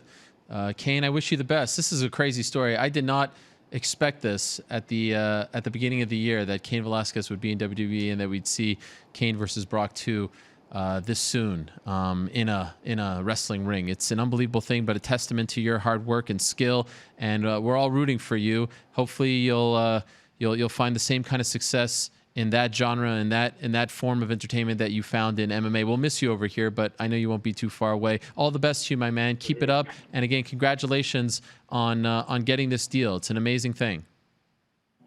Ariel, thank you so much too. You've been there, I would say, along the way as well. Hey man, and I'm glad, I'm glad there's people like you that are out there that are helping, fighters and wrestlers out there. And no, it's just amazing what you do as well. Thank you so much. I appreciate it. And get DC to join you over there too, since he's almost done. All right. I want to see a DC Cain tag team. DC Cain tag team, and then we could have like a El Nariz manager as well, dude. Yes.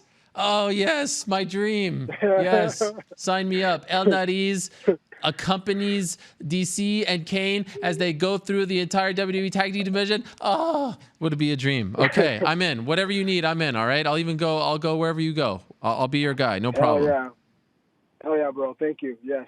All right. Thank you, Cain. Good luck to you. There he is, Cain Velasquez, the newest member of World Wrestling Entertainment. Also on that card, by the way, Tyson Fury going up against Braun Strowman. Unbelievable. If you thought that the world of pro wrestling had nothing to do with MMA and even boxing, you're mistaken, because MMA's roots will forever be in pro wrestling, and here's another example of that. All right, so that's a great story. Now let's talk about another great story. In fact, one that we posted on ESPN.com this morning. We counted down the top 25 fighters in mixed martial arts right now under the age of 25. Why did we come out with it this week? Well, Maycee Barber, who's someone who's talked about being, the youngest champion in UFC history, she competes on Friday against Jillian Robertson. Both of those individuals are on that list. Angela Lee just fought this past weekend. Christian Lee, I believe we have the top 10, right? Do we have the top 10? Here's 10 through 6. Here's 10 through 6. That's Corporate Jake speaking.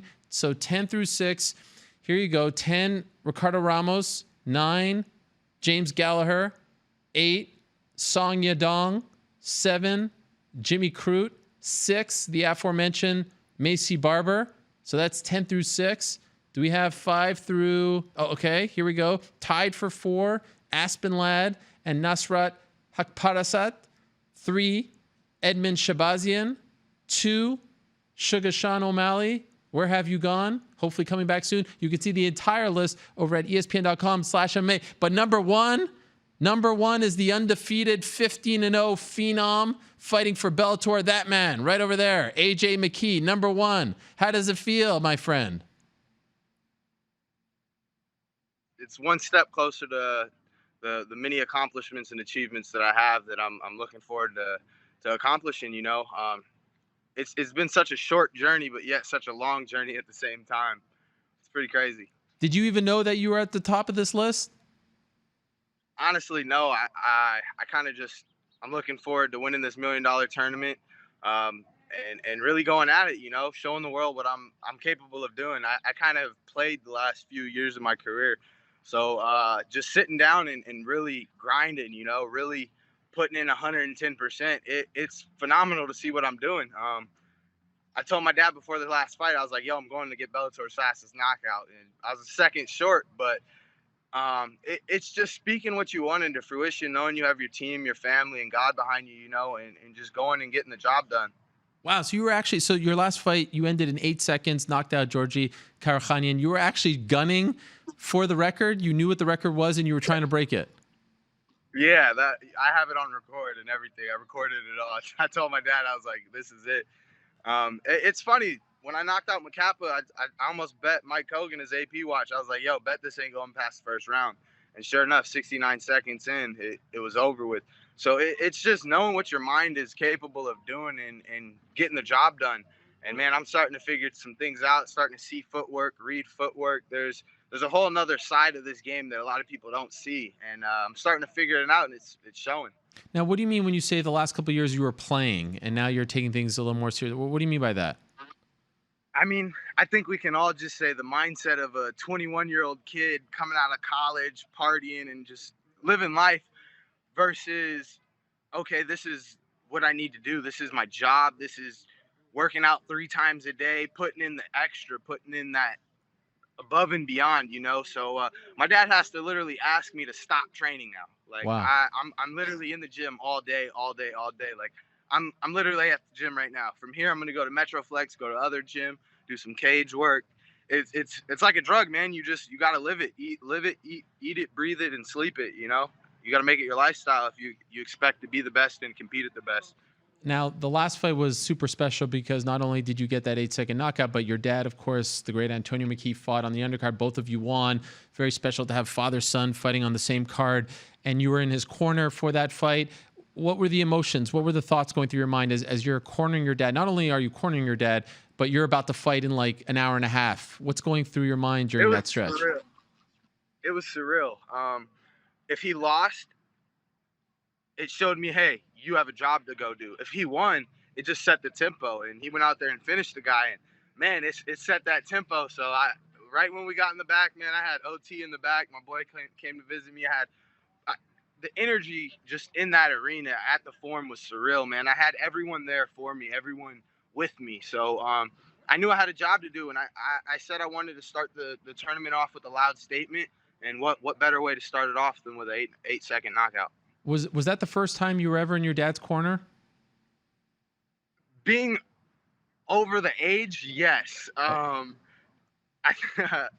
cornered him a couple times when I was younger, probably like 15, 16. But that's different, being older, really seeing what the sport's about and how people can get hurt. It's crazy, him being 49 years old, damn near 50, and he still trains with us every day. It's phenomenal. He's a one-of-a-kind person, genuine just athlete. So he's just a loving person. You know, anyone that knows my dad, he's a straight shooter. Some people don't like him because he's too much of a straight shooter, and that's just Pops. There's a little brother, Mason. Hey, what's up? That's your bro? Yeah, that's the future, man. He's already pulling guillotine chokes at 2. Wow. So Yeah, something it's for him crazy. to shoot for because his brother is doing so well. Do you want to see your dad continue to fight, or are you good now? Definitely. You know, he still wants to go fight. I think he's got a couple more in him.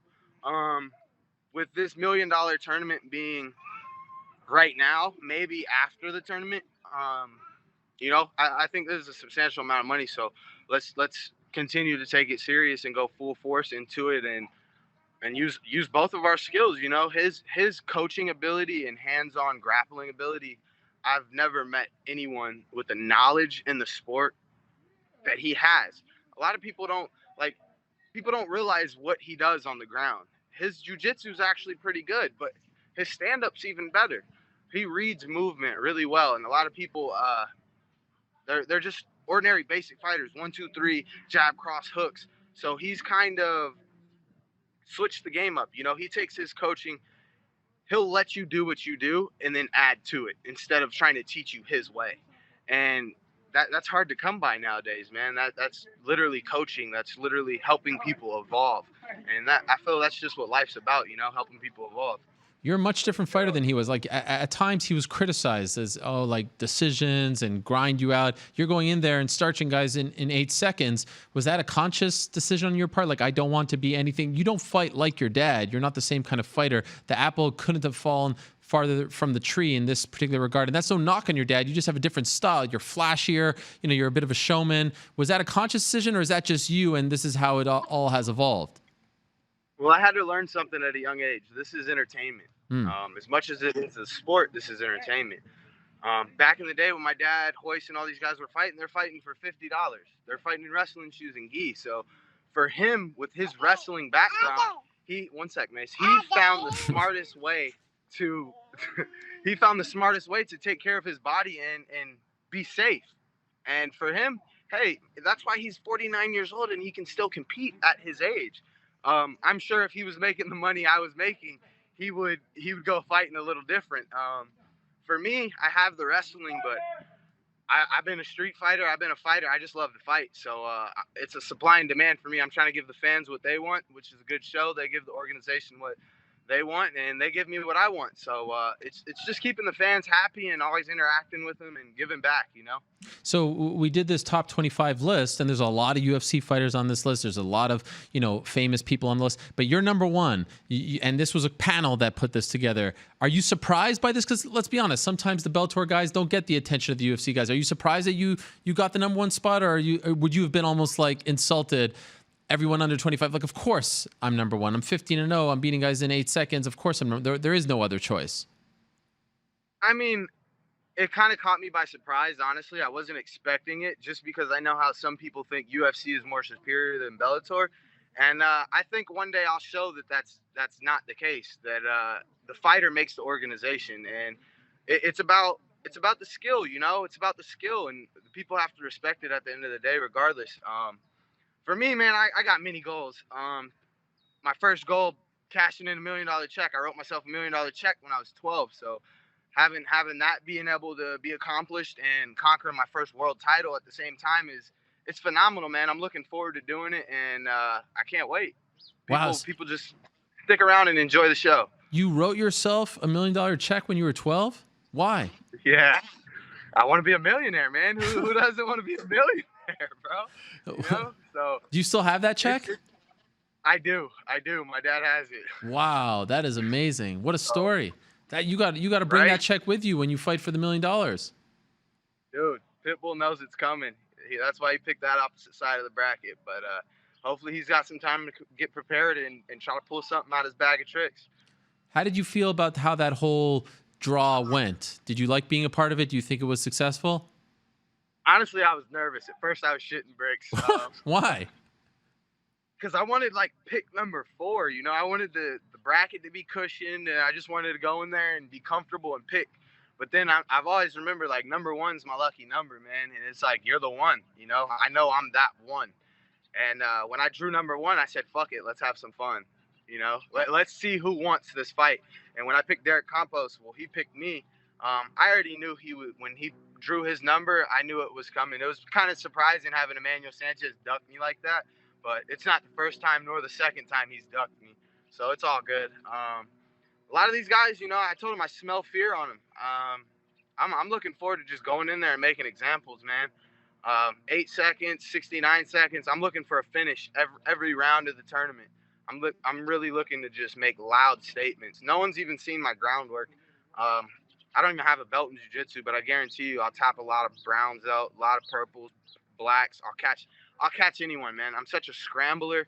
No one's really got to see any of my ground game. So who knows, man? In the future, hopefully some guys get bold and try to take me down and see where AJ McKee's ground game is. Should AJ McKee be considered the face of Bellator? Yes, definitely. Hands down. All fights have been finished. I think out of my 10 finishes, 7 or 8 in like the first round.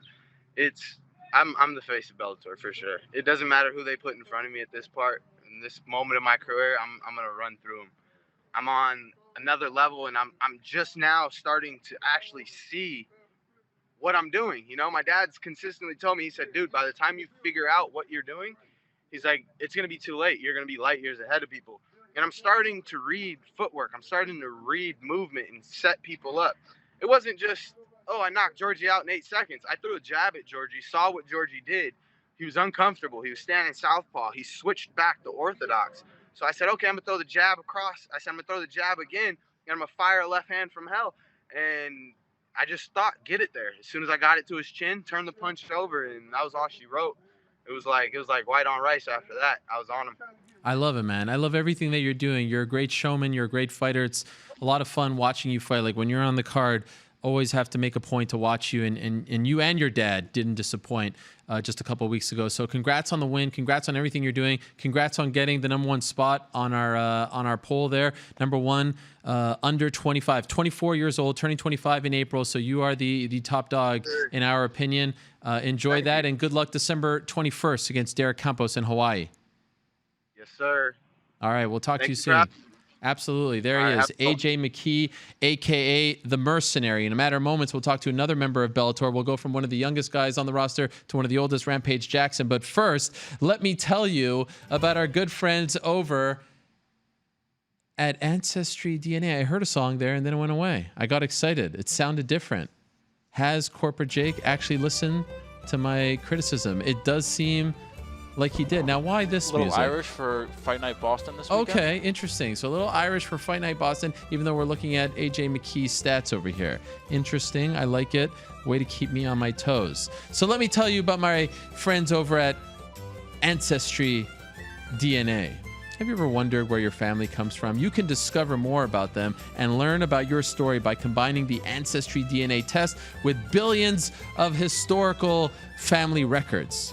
Ancestry DNA gives you so much more than just the places you're from. Ancestry connects you to the places in the world where your story started, using precise geographic detail and clear-cut historical insights. You can even trace your ancestors' journeys over time, following how and why your family moved from place to place. And to amplify your results, you can start a free trial on Ancestry and build a tree so your ancestors become more than just a name. They've combined DNA results with over 100 million family trees and billions of records to give you more insight into your genealogy and origins.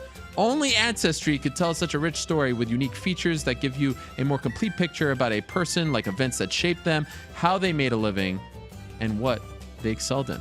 Ancestry's unique features and record collections can give a more complete picture of people from your past, how they made a living, even the school they attended. How about that? It's so easy to get started. Now, for me, all I did was I got a box, I spit a little saliva in this tube, I sent the box, and voila, I learned a ton about my family history. This stuff is fascinating. You can go back hundreds of years. It's incredible. So right now, I want you to go to Ancestry.com/MMA. That's Ancestry.com/MMA today for 20% off your Ancestry DNA kit. That's Ancestry.com/MMA for 20% off your Ancestry DNA kit. Again, Ancestry.com/MMA for more. It's kind of funny. We did an Ancestry read after we talked to AJ McKee, whose dad is a fighter as well. And now we go from one of the youngest fighters on the roster to one of the oldest fighters on the Bellator roster. And we found out last week that he's returning on December 29th against his old friend Fyodor Emelianenko in Japan, of all places. How great is this? Rampage going back to Japan? That is special stuff. So I had to reach out to Rampage, who's been very elusive. I've tried to get him on the show many times over the past few months, but he has unfortunately turned me down, a feeling I'm all too familiar with. But here we go. He's on the show right now. I think he's with us. Rampage, are you there? Yeah, I'm here. Can you hear me? I can hear you. How are you, sir? Long time no speak. Yeah, long time no speak. Yeah, why have you been elusive? Why have you not wanted to be on the show? I've asked you a couple times. Because I don't want to talk to you. Why? What I got to talk to you for? I didn't have nothing to talk about. Are we in a fight again? I thought we got past all of that. No, we cool, but I got to talk to you when I ain't got nothing to talk about. Well, sometimes it's nice to catch up, check in, just to see how things going. How's life? We're getting to the end of the career. I just wanted to see how you were. Check in. Well, I ain't have nothing to talk about. All right. Well, now you do. You're fighting. This is appropriate, right? This is exciting stuff. Yeah, it's very exciting. How do you feel about fighting Fyodor after all these years? Well, who wants to fight their favorite fighter? But, it's my job to fight, and Bellator sending me to Japan, so it was hard for me to turn this fight down. He is your favorite fighter? Fedor has been my favorite fighter for years. How come?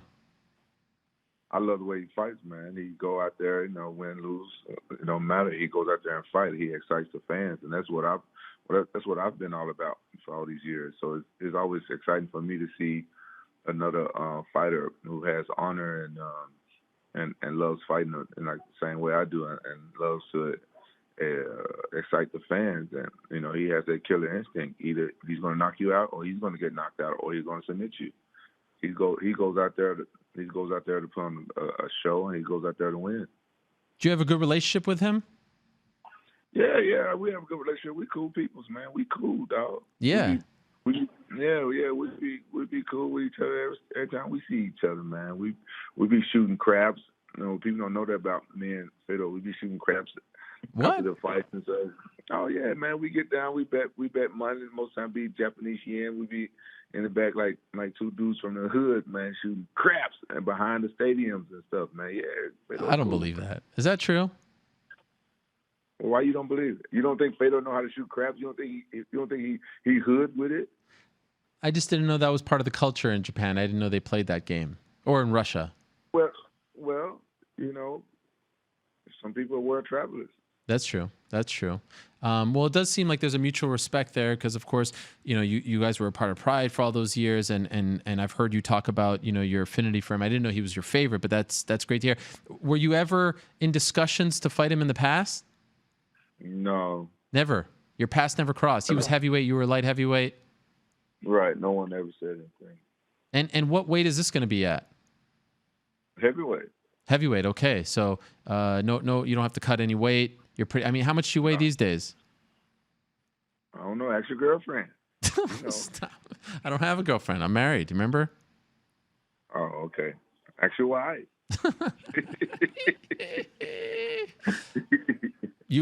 How come at the face-offs it never seemed like you were actually like looking at Fedor? It seemed, I think your manager Tiki posted something on Instagram where it seemed like your attention was elsewhere throughout the press conference.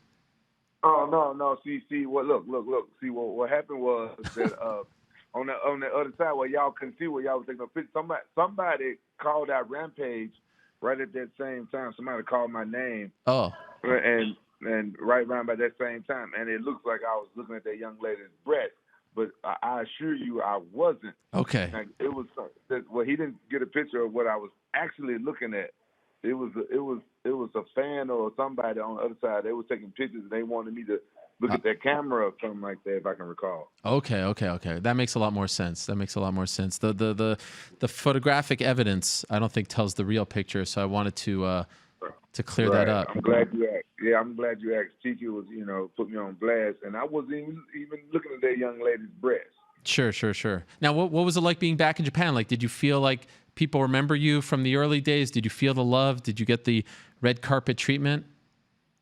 Oh, I don't fight for all that, man. That's not the reason why I fight. So I don't notice in that, but I enjoyed myself being back in Japan. The only thing that I kind of regret that I didn't get a chance to make it to the arcade this trip.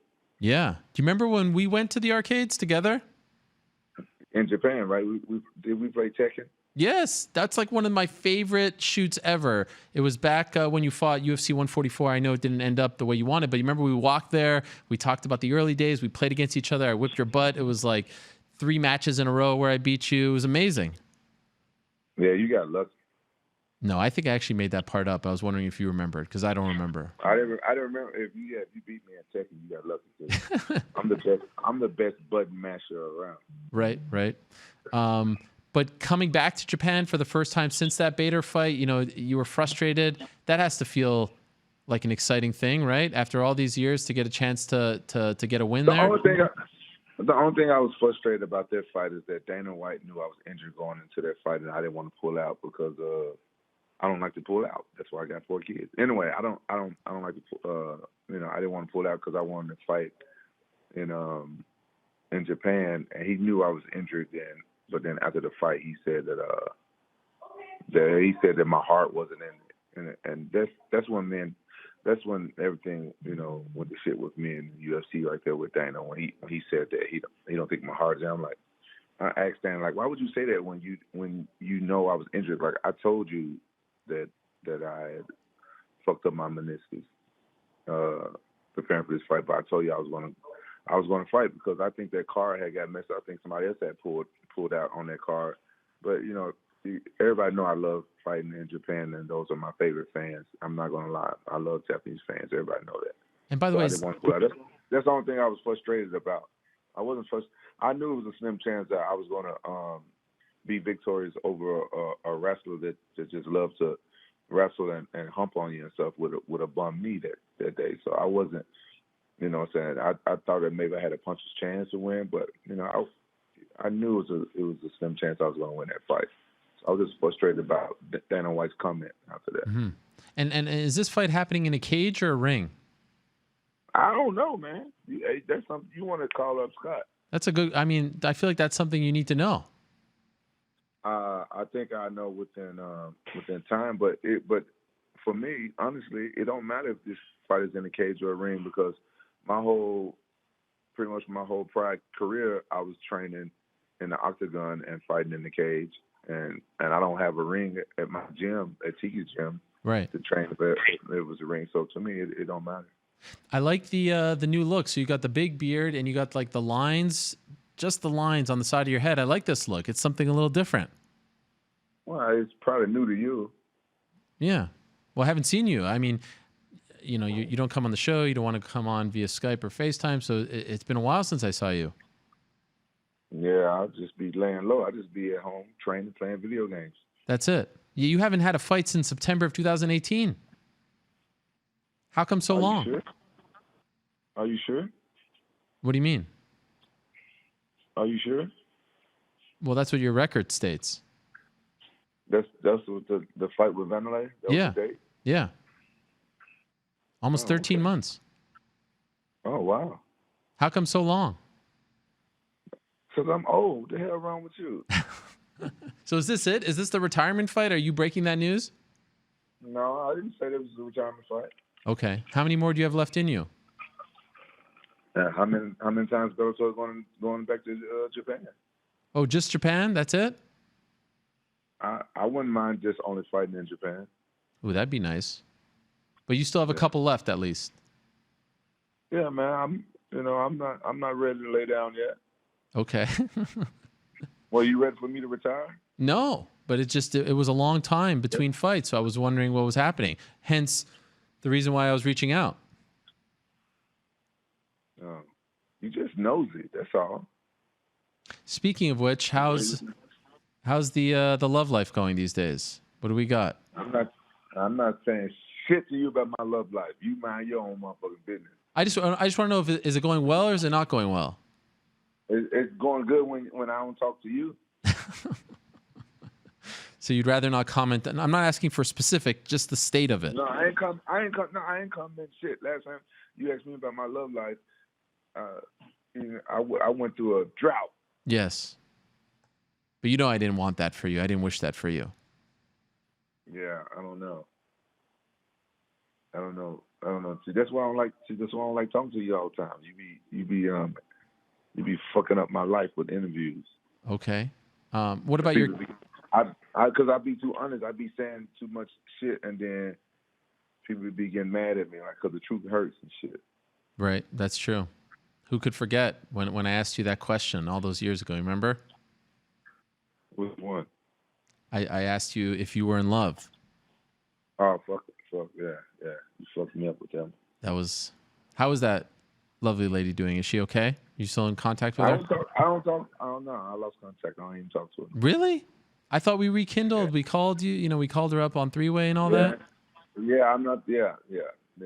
No, nothing could fix that. Okay. We tried. Yeah, you fucked that one up.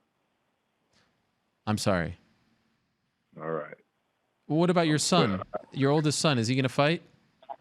No, I think he fucked that up himself too. What happened?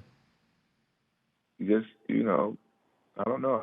I think just growing up in Orange County kind of like ruined him. What do you mean? This is just like I feel like kids here they have it too easy. Hmm. And that he's not as hungry as I was at his age. At his age I was hungry. I didn't really like my surroundings, so I wanted to do something and better myself and get out of those surroundings. Him living here and stuff with me, he had no hunger, and it was too easy for him. So, it was always his decision in the first place. So are you disappointed about this? I'm disappointed in his actions. I'm saying the choices the path that he's taken. But I'm not disappointed that he's not fighting. I was when he told me he wanted to fight, I was really excited about it. Mm-hmm. Yeah, but like when you have kids, man, you just gotta try your best to guide them on the right path, and when they don't listen to you, you just gotta let them learn the hard way. Tough love. So is he getting in trouble? Is that what you mean? Yeah, he getting a little trouble here and there, but he was too much like me, and he also had some of his mom in him. Some things that I don't understand. You know how it go. Yeah. I was a little bit more hungrier at his age. I was hungry. I wanted to set goals and I wanted to do certain things. I think he rather be a rapper. He wants to rap. Oh, really? Okay. Is he good? Well, I don't know. I listen to his music here and there. It's okay. When he told me he chose rapping over fighting, I said, well, fuck you. Wrap your mouth around these nuts. And I just walked away. What? It's your son? Yeah. Why? He ain't exempt. I mean, He's my son. I talk shit to everybody. Okay. I just didn't think that maybe it's your son. I thought maybe your son would be exempt from that kind of language. No, hell no.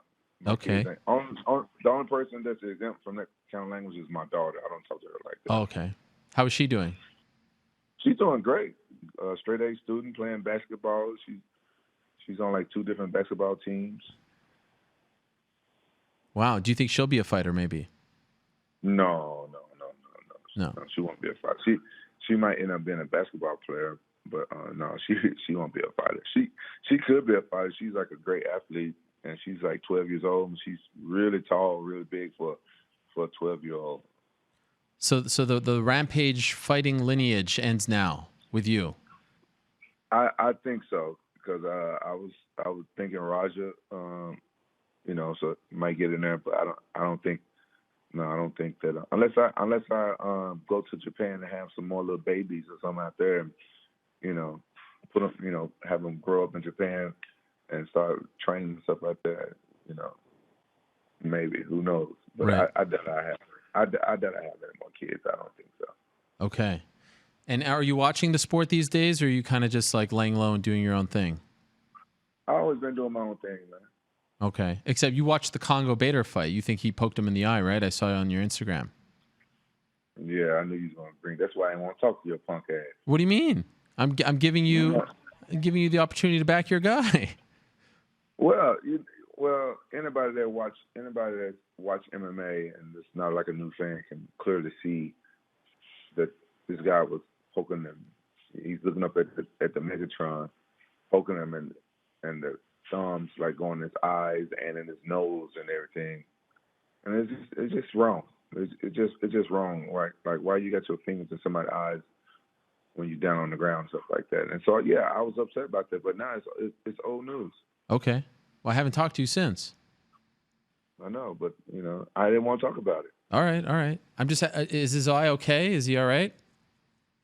Yeah, his eye healed up like after a couple of weeks, and he don't have a torn retina, which is a blessing. So, okay, you know, so we move. Yeah, so we moving on from that. Like, you know, it's MMA. Like it happens, but it's just unfortunate when people are like, you know, just try to do stuff like that. Like, why? Yeah. Like I've been fighting for like 19 years, and I've never like poked anybody in the eye like that. Never. You're not that kind of guy. I'm not that kind of guy, but it also is like it's not an accident when you got your finger going up somebody's nose, your thumb going up somebody's nose and stuff, and then the camera, you know, it's too fast for everybody to see it, and people are like, oh, he's not poking him in the eye, he's poking him in the nose. I'm like, well, why is he even poking him in the nose? That's illegal too. Yeah. Can't do that. You can't do that. Well, that's old news. I don't want no boogers on my thumb. I don't want nobody's boogers on my thumb. No, who wants that? Why you want to get boogers all on your thumb? And you should say, I mean, I was going to make a nose joke there. You had the opening, but you dropped the ball on that one. A little, we're losing a little bit on the fastball, Rampage. The old Rampage would have been ready with that one. No, I'm tired of jumping on your nose. Wait. Time out. That didn't sound right. Wait. You know what I mean. I know. Well, I still love you. And it's good to talk to you again. I'm happy that you're coming back December 29th in Japan against the great Fyodor Emelianenko. It's not Fedor, it's Fyodor Emelianenko. What a great matchup for longtime MMA fans. So, well, I'm American. We call him Fedor over here. All right. I don't know what country you from. We call him Fedor. We fuck up everybody's names if it's foreign. Well, I wish you the best, and hopefully it won't be a year before we speak again. I hope so. All right. Thank you, Rampage. Thank you. Take care. Bye-bye. There he is, Rampage Jackson, joining us, returning to action on December the 29th. All right, let's move along now. I'm very excited about this. This is a huge honor. Wow, this is incredible. So you probably know this man as one of the greatest drummers in the history of music. He's also a massive mixed martial arts fan.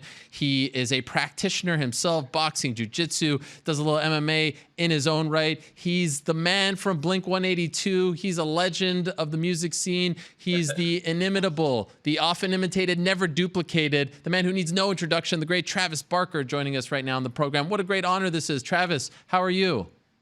I'm great, man. It's an honor to be on your show. Oh, well, thank you. It is our honor. And I know you're really, really busy these days, so I really appreciate you taking some time out. There's a lot going on. I saw even Nate Diaz was at your show just a couple of weeks ago in Brooklyn, right? Yeah. He was out there for that press conference and came to the show the next day. It was awesome. So you have been, like, you were one of those guys, you know, from like the Rampage fighting in UFC era, and even before that, like you were one of the first famous guys that I can remember who would go to a UFC event and show face. Like when I would watch boxing, everyone was in the front row. There'd be Brad Pitt and George Clooney, and I feel like you were one of that first wave of people who said like, no, UFC and MMA is really cool. How did you first fall in love with the sport? How did you get introduced to it? You know, like a friend I grew up with was really, really into it, and I started boxing. Like when I found out I was having a son, I started boxing immediately, like my first child. And I walked into John Bray's gym in Los Angeles, and I started boxing, and I never really stopped ever since I started. And then that led to, you know, not only loving boxing but loving MMA, and then, you know, I would always watch UFC fights, Bellator fights, Strikeforce fights, and then just started going to a couple of them when my schedule would allow me to. But yeah, I'm obsessed. I literally watch every fight. I watch all of your shows. I watch every embedded. I watch all of the countdowns. I'm obsessed with it. I love it. This is your favorite sport? Yes, by far. Really? Wow. And I'm just curious. You said you started boxing when your son was born. What does one have to do with the other? I guess like before that, I never really did any boxing or MMA, and I think that was like a pivotal moment in my life where I was like, I want to get in shape. I want to be able to, I don't know, just be in great shape for my son and know how to fight, and hopefully also, you know, teach him how to fight, and my daughter. So we all trained MMA. Really? Okay. And so not just boxing, you do jiu-jitsu as well, right? Yeah. I roll with, I used to go to Huron Gracie's academy in Beverly Hills when they had it, because it was close to where I was living in Culver City. And now once in a while I roll with Chris Light, who lives out here by me, who also worked at the academy. Wow. Okay. And so like for you, when you're watching these fights, like what impressed you most about MMA? Like, why were you drawn to it? Was there something in particular? Did you like the rawness, the realness? Why were you first, you know, into it, attracted to it? Everything. The lead up to the fight, knowing how much hard work and training they were putting in leading up to the fight was always, I think I was really obsessed with that, because I train like that when I get ready to go out on tour. And then just the high competition level is just insane. It's amazing. So that, I don't know, I guess that just kind of like drew me in, and I've never been able to kind of get away from it. I've been obsessed. It helps me like prepare for a tour. It helps me like, even on tour, if I'm like been out there for a while and whatever, I don't know, just watching the lead up to a fight, or just knowing like my friends are training, if Ortega's in a training camp already, or Dominic Cruz or Nate. I don't know. I compare myself a lot to them, and it makes me work harder. And I'm very fortunate I hit drums and they don't hit me back. Yes. Can you sympathize? Like, have you talked to those guys, friends of yours who are, you know, high level fighters? And I wonder if you have found common ground. Like, obviously you're going out to perform, you're not going out to fight another person, but there's a lot of pressure on you. There's a lot of eyes on you. You're on, you know, you're on center stage. There's a spotlight, and it's sort of like them. You have to perform when the lights get bright. And I'm sure there's nerves involved and anxiety. Have you ever talked to them about how they deal with that, and if it's the same types of feelings and mental warfare and all that stuff that you go through when you're going out to your quote unquote fight? Oh, for sure. I used to talk to Dominic Cruz about it. And I'd just be like, I cannot imagine walking down, because I pretty much walked down those same aisles, like leading out to the ring, but out to play a show. And I was like, I can't imagine going out there knowing someone's going to, you know, trying to kill me. Yeah. Shoot, I lost you. Oh, it's okay. Someone might be calling you right now. That happens. Yeah. All right, we'll fight through it. It happens live. But yeah, I can't imagine walking out there and not just to play a show, but you know, stand in the middle of a ring and fight somebody. It's crazy. Do you remember the first event you ever went to? I think the first one I went to was Dominic Cruz, Uriah Faber. Okay. I think it was their second fight. UFC 132 in Las Vegas? Yeah. Okay. Were you there supporting Dominic? Yeah. How did you guys meet? I think we just met through mutual friends. Okay. And you've trained with him, right? I wouldn't call it training. I got I got beat up by him pretty well. He was really easy on me, but yeah, I invited him to the gym that I train at out here in Los Angeles, and yeah, we trained together a few times. Okay. Now, like, when you say he beat on you, like, did you guys actually spar? No. He actually, his exact words was like, try and sleep me, like try and knock me out. So I had like 15 minutes to try and knock him out, but his footwork is so crazy and he's so elusive and you know, 1 second he'd be in front of me, the next minute he'd be on the side of me and I'd be down on the ground. And his wrestling is just on another level. And when you were a kid in high school, like, were you an athlete as well? Were you into combat sports or martial arts, anything like that? I wasn't. You know, I've always just really been into drums and music. It was kind of, you know, the only thing I was into. I really didn't get into this until much later in my life. And the abuse, I would imagine, on your body, like maybe your arms, your wrists, elbows, I don't know, like the state of your body right now after all those years of drumming, what is it like? I'm actually okay. Really? I've figured it out. I figured out that battle ropes and boxing is probably the closest thing to drumming. So I'll do battle ropes like 20 to 30 minutes at a time. I'll run a lot. I run about 3 to 4 miles before every show, and boxing keeps my hands really, really fast and kind of you know, the fast twitch muscles going. Whereas I used to think I'd be getting ready for a tour and lifting weights would do something for me. Whereas it would just slow me down and make me really, really stiff. So when you're on the road in some random city, are you still able to box or you do all that beforehand? Yeah, I actually stop at a lot of the UFC gyms. Oh, really? I'll just walk in. Yeah, hit pads, do a little sparring. So you, like, Travis Barker just waltzes into like one of these 24-hour gyms and just starts hitting pads? That's it? Yeah, I mean, that's what keeps my mind right on tour. Wow. That's weird. And no one bothers you? No, I mean, once in a while, I'll get whoever's like holding pads. Maybe they're a little excited and they want to spar and it gets a little out of control or whatever. I guess there's like points in saying like, whatever, I sparred with Trav and I got the best of him or something. Once in a while, I'll get that. But I always kind of have to remind everyone, look, I'm a big fan of the sport. I love boxing. I love MMA. I'm not trying to be a fighter. I just am obsessed with the sport, and I like it in the form of keeping me in shape. And it's much, much better and more exciting to me than just heading into a gym and lifting weights or running on a treadmill. And the other members of Blink-182, are they fans as well? A little bit. They'll walk in my dressing room and be like, "Hey, who's fighting?" You know, they have no clue, but I try to turn everyone on. You know, we have fight night on the tour. We were just on with Lil Wayne. We'd all get together and we'd watch the fights when they were happening, or I'm just like fighting for my satellite to work when I'm on the bus. But yeah, I never miss a fight. Really? Wow. So like you're even watching prelims and things like that? Yeah, you know, it was a bum out. I missed this weekend's prelims, but I caught the main events. Wow. Like the Okay. main card. Is there a fighter or two right now that you're very high on? Like no matter what you're doing, you have to watch this person. Like, do you have a favorite fighter or two right now that, like, this is must-see TV anytime they're fighting? Well, of course, like friends in the sport that I have, like, you know, I'll never miss a Nate fight.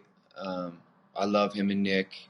I'll never miss a John Jones fight. I love John Jones. Of course, you know, when Dominic Cruz makes his return, I'll be watching. I want to see that Israel Adesanya and Paulo Costa fight. Wow. I hope that happens. So, yeah, I mean, I watch no matter what. Like the Cubs-Swanson fight this weekend was really great. I pretty much don't miss a fight. That's amazing. You really know your stuff. Pulling out Paulo Costa references. I appreciate it. I really look forward to your show, like the Monday following the fights, just so I can kind of get the recap. Wow, that means a lot. I was such a big Blink fan back in the day. Like the song "Miss You." Like my wife now, but we dated and then we broke up, and like that song, like I felt like it spoke to me, and it, like I was a huge fan. I saw you guys once in concert, and the fact that you guys are still doing your thing and that you're not like, and correct me if you feel otherwise, I don't think you do. What I love so much about you guys right now is that you're not just like a throwback band. Like you're relevant. Like you're not just like a nostalgic act. People still respect you for who you are today, and not just like, oh, it was fun because we were fans of yours in the 90s. You know what I mean? And I'm wondering how you guys maintained that. Like, how did you not become almost like a caricature of yourself? Because that seems to be the case with a lot of the bands from like the pop bands from the 90s. Like people love them and they're happy to go support them, but they don't view them in the same light today as they did back then. They kind of just view them as, you know, nostalgia as opposed to relevant right now. Do you know what I mean? Yeah. I feel very fortunate, very lucky, very blessed to be in the situation that you just described, you know, being able to make new music that still charts, and we still have singles that are relevant, and people still react to the new songs as much as they do the old songs, and not just become a legacy act. I think that's been our goal from the time we started our band. Once you make it past that, however many first 1 to 3 years, it kind of determines whether you're just going to be a one-hit wonder, you're going to be a band with a long, longevity and a long career. And we've just been blessed, and we have an amazing fan base, and still really enjoy what we're doing. Anytime I think of you, I'm so impressed with your career arc. And I apologize if this is too personal, but I'm just wondering if I can ask you about the plane crash and how you've gotten over that. Like, mentally, do you still feel haunted by it? Are you over it? I can't imagine going through something like that. Does it still haunt you? Do you still have nightmares about it? How do you deal with that now? So yeah, like September 19th was the day of my crash, and every year I know when it's coming. I could just feel it, besides just, obviously, like, I lost 3 of my best friends. I turned out to be the only survivor in the crash. So, 2 of my best friends' moms hit me every, September 18th at 11:59 p.m. I reach out to them or they reach out to me. So there's constant reminders, and, I always try to send them flowers or just touch base and say hello. But yeah, I mean, I think it's something that obviously changed my life 100% after it happened. It couldn't help but not change it. Besides like the physical harm that I endured, I think like 68% of my body was burnt. But losing like people that were really close to me, I don't think I'll ever forget that. And I still don't fly, but I also know that I'm here for a reason. And I seize the day. I cherish every moment and make the most out of my second chance that I've been given, and just go 110% at everything I have and everything I love and everything I have a chance to still do. So you have not been on a plane since? I haven't, no. Wow. So I'm on a tour bus 100% of the time, and then when I go to Europe, I take the Queen Mary 2. It's a 9-day trip from New York to London. Wow. And so yeah. There's never a moment where you're like, this is too long. Like, let me give it a go. Let me try. Like, do you ever consider that, or you'll never go on a plane ever again? There's absolutely moments. Okay. Every 17-hour bus ride I do, I'm like, oh, I should just fly and get it over with. But I also, I think when the time's right, I'll do it. I'll never say I'll never do it, but I haven't come to the place where I feel 100% comfortable going back on a plane. And do your bandmates fly? Yeah, they fly. Oh man, they'll fly out to tour. Like, if the tour starts in New York, they'll fly out to New York. Whereas if the tour starts in New York, I drive out there, take like a 6 or 7 day, bus ride out there. But I can also stop every day and run and kind of practice leading up to the start of the tour, which is kind of cool. Okay, wow. And so I guess that kind of makes it harder because you have to go through this alone, like on the boat. You're by yourself, or at least you're not with them, right? You have to kind of go through that journey by yourself. Yeah, I do it solo, but I mean, I really make the most of that time, and I produce a bunch of other acts, a lot of younger artists and just people in general. So I'll just bring a studio out, and you're laser focused because you have 0 distractions. It's just you have a gym and you have a room. So I set up a drum kit in there, a practice pad kit, so I don't like drive everyone on the ship crazy. And then bring a studio out. So I stay really productive. Do you feel like you have a greater appreciation for life since then? Oh, without a doubt. I mean, I can't really put into words and exactly on how much it changed me, but I was living really reckless, before my plane crash. So it really, kind of pumped the brakes for me and put things in perspective. I went from like abusing drugs to being in a hospital and burn centers. I think I had about 30 something surgeries in 3 months. So, I went from recreationally doing drugs to all of a sudden like having morphine and having all these drugs I had to take, that it was no longer fun. So the minute I got out of there, I pretty much was clean. The only thing I did was smoke weed, but I had stopped everything else and just kind of, I don't know, just really reevaluated my life and the way I was living. Wow. And how's your body now? Yeah. Like, do you still have the scars from the burns? Has it healed completely? Yeah, I mean, I got really lucky. You can't really tell. It was mainly from my feet almost to my waist that I was burnt. So, you know, there's little physical scars on my face. There's some on my hands. You can kind of see that they're just like discolored or whatever. Oh, yeah. But no, I mean, like, you know, from where I'm from, scars are cool. Those were tattoos before I had, you know, tattoos. Scars were something I just collected, and yeah, I'm fine. It hasn't prevented me from doing anything. I run every day. I box every day. I can still play the drums. So yeah, I'm blessed. You still vegan, right?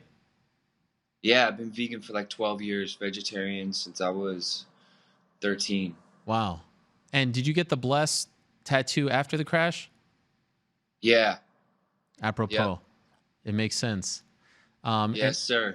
And as I mentioned, Nate was at your concert. I know he stuck around an extra day to be there. How did you meet him? How did you link up with him? How did you become friends? I don't even know how we first connected. I mean, I was always a fan. From the first time I ever saw Nate or Nick fight, I loved those guys, man. I didn't know them, but I felt like I knew them. Felt like someone I grew up with. And yeah, I've supported and I've been at every fight I've been able to be at, you know, depending on my schedule. But yeah, he's great, and he's, you know, fellow vegan. I love that guy, and I love the way he trains, and I love that, you know, he does all the triathlons, and yeah, he's just a great dude, man. Maybe a stupid question, but I'll ask anyway. Do you have a prediction for November 2nd, the BMF title fight? Nate Diaz, Jorge Masvidal, who are you going with? You know, I always feel bad making any kind of predictions because I hate saying like, oh, I want this person to win and this person to lose. Obviously, I want Nate to win because he's my boy. But I never really make predictions. I think that's just going to be I mean, we all know what we're getting. We're getting a real fight when those two meet. So, you know, George Masvidal, he's awesome, man. I love him as a fighter too. Like, I love what he did to Ben Askren. But yeah, I just wish for the best. They'll both beat my ass. So I never say I wish someone would win and someone would lose. I don't think that's cool. Okay, could I ask you before you go, is there one fight that you're dying to see like that isn't in the works? Like not Adesanya Costa or Diaz Masvidal, like one fight, like a dream fight for Travis Barker. Is there one fight before it's all said and done that you really want to see happen?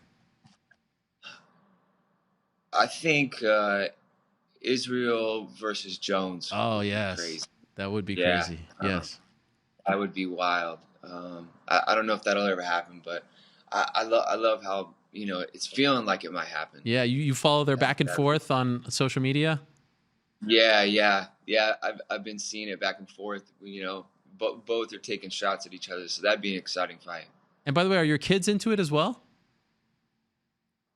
Yeah, both of my kids watch all the fights with me. Wow. It's awesome. And they both trained growing up. I just felt like they had to know like the basics of like Muay Thai and just kicking and hitting. They're not into it like me, but yeah, they definitely love it. They love when Nate comes around. Yeah, they're fans. Travis, I got to say, this was a huge deal for me. I really appreciate it. I can't even believe I'm talking to you on the show, man. It's awesome. Man, it really is. You have no idea. You have no idea. Thank you. It means a lot, and continued success to you and the rest of the band. I'm still following, supporting, and wishing you guys the best, and you're an inspiration. Everything you've overcome is amazing, and it's great to have you as a fan of not only the sport, but the show as well. So thank you so much for doing this. I really appreciate it. Hopefully one of these days we can actually meet in person. Yeah, that'd be awesome. Thank you, Ariel. Thank you. All the best to you, Travis. There he is, Travis Barker of Blink 182. Joining us right now on the show. How cool was that? Amazing. Love having the celebrity fans on the program, and was definitely a huge fan of theirs back then. I was a massive fan, had all the CDs, everything, went to one of their concerts. That was really cool. So thank you very much to Travis for doing that, and also Chris Slight, who he mentioned, jiu-jitsu coach, for helping to set that up as well.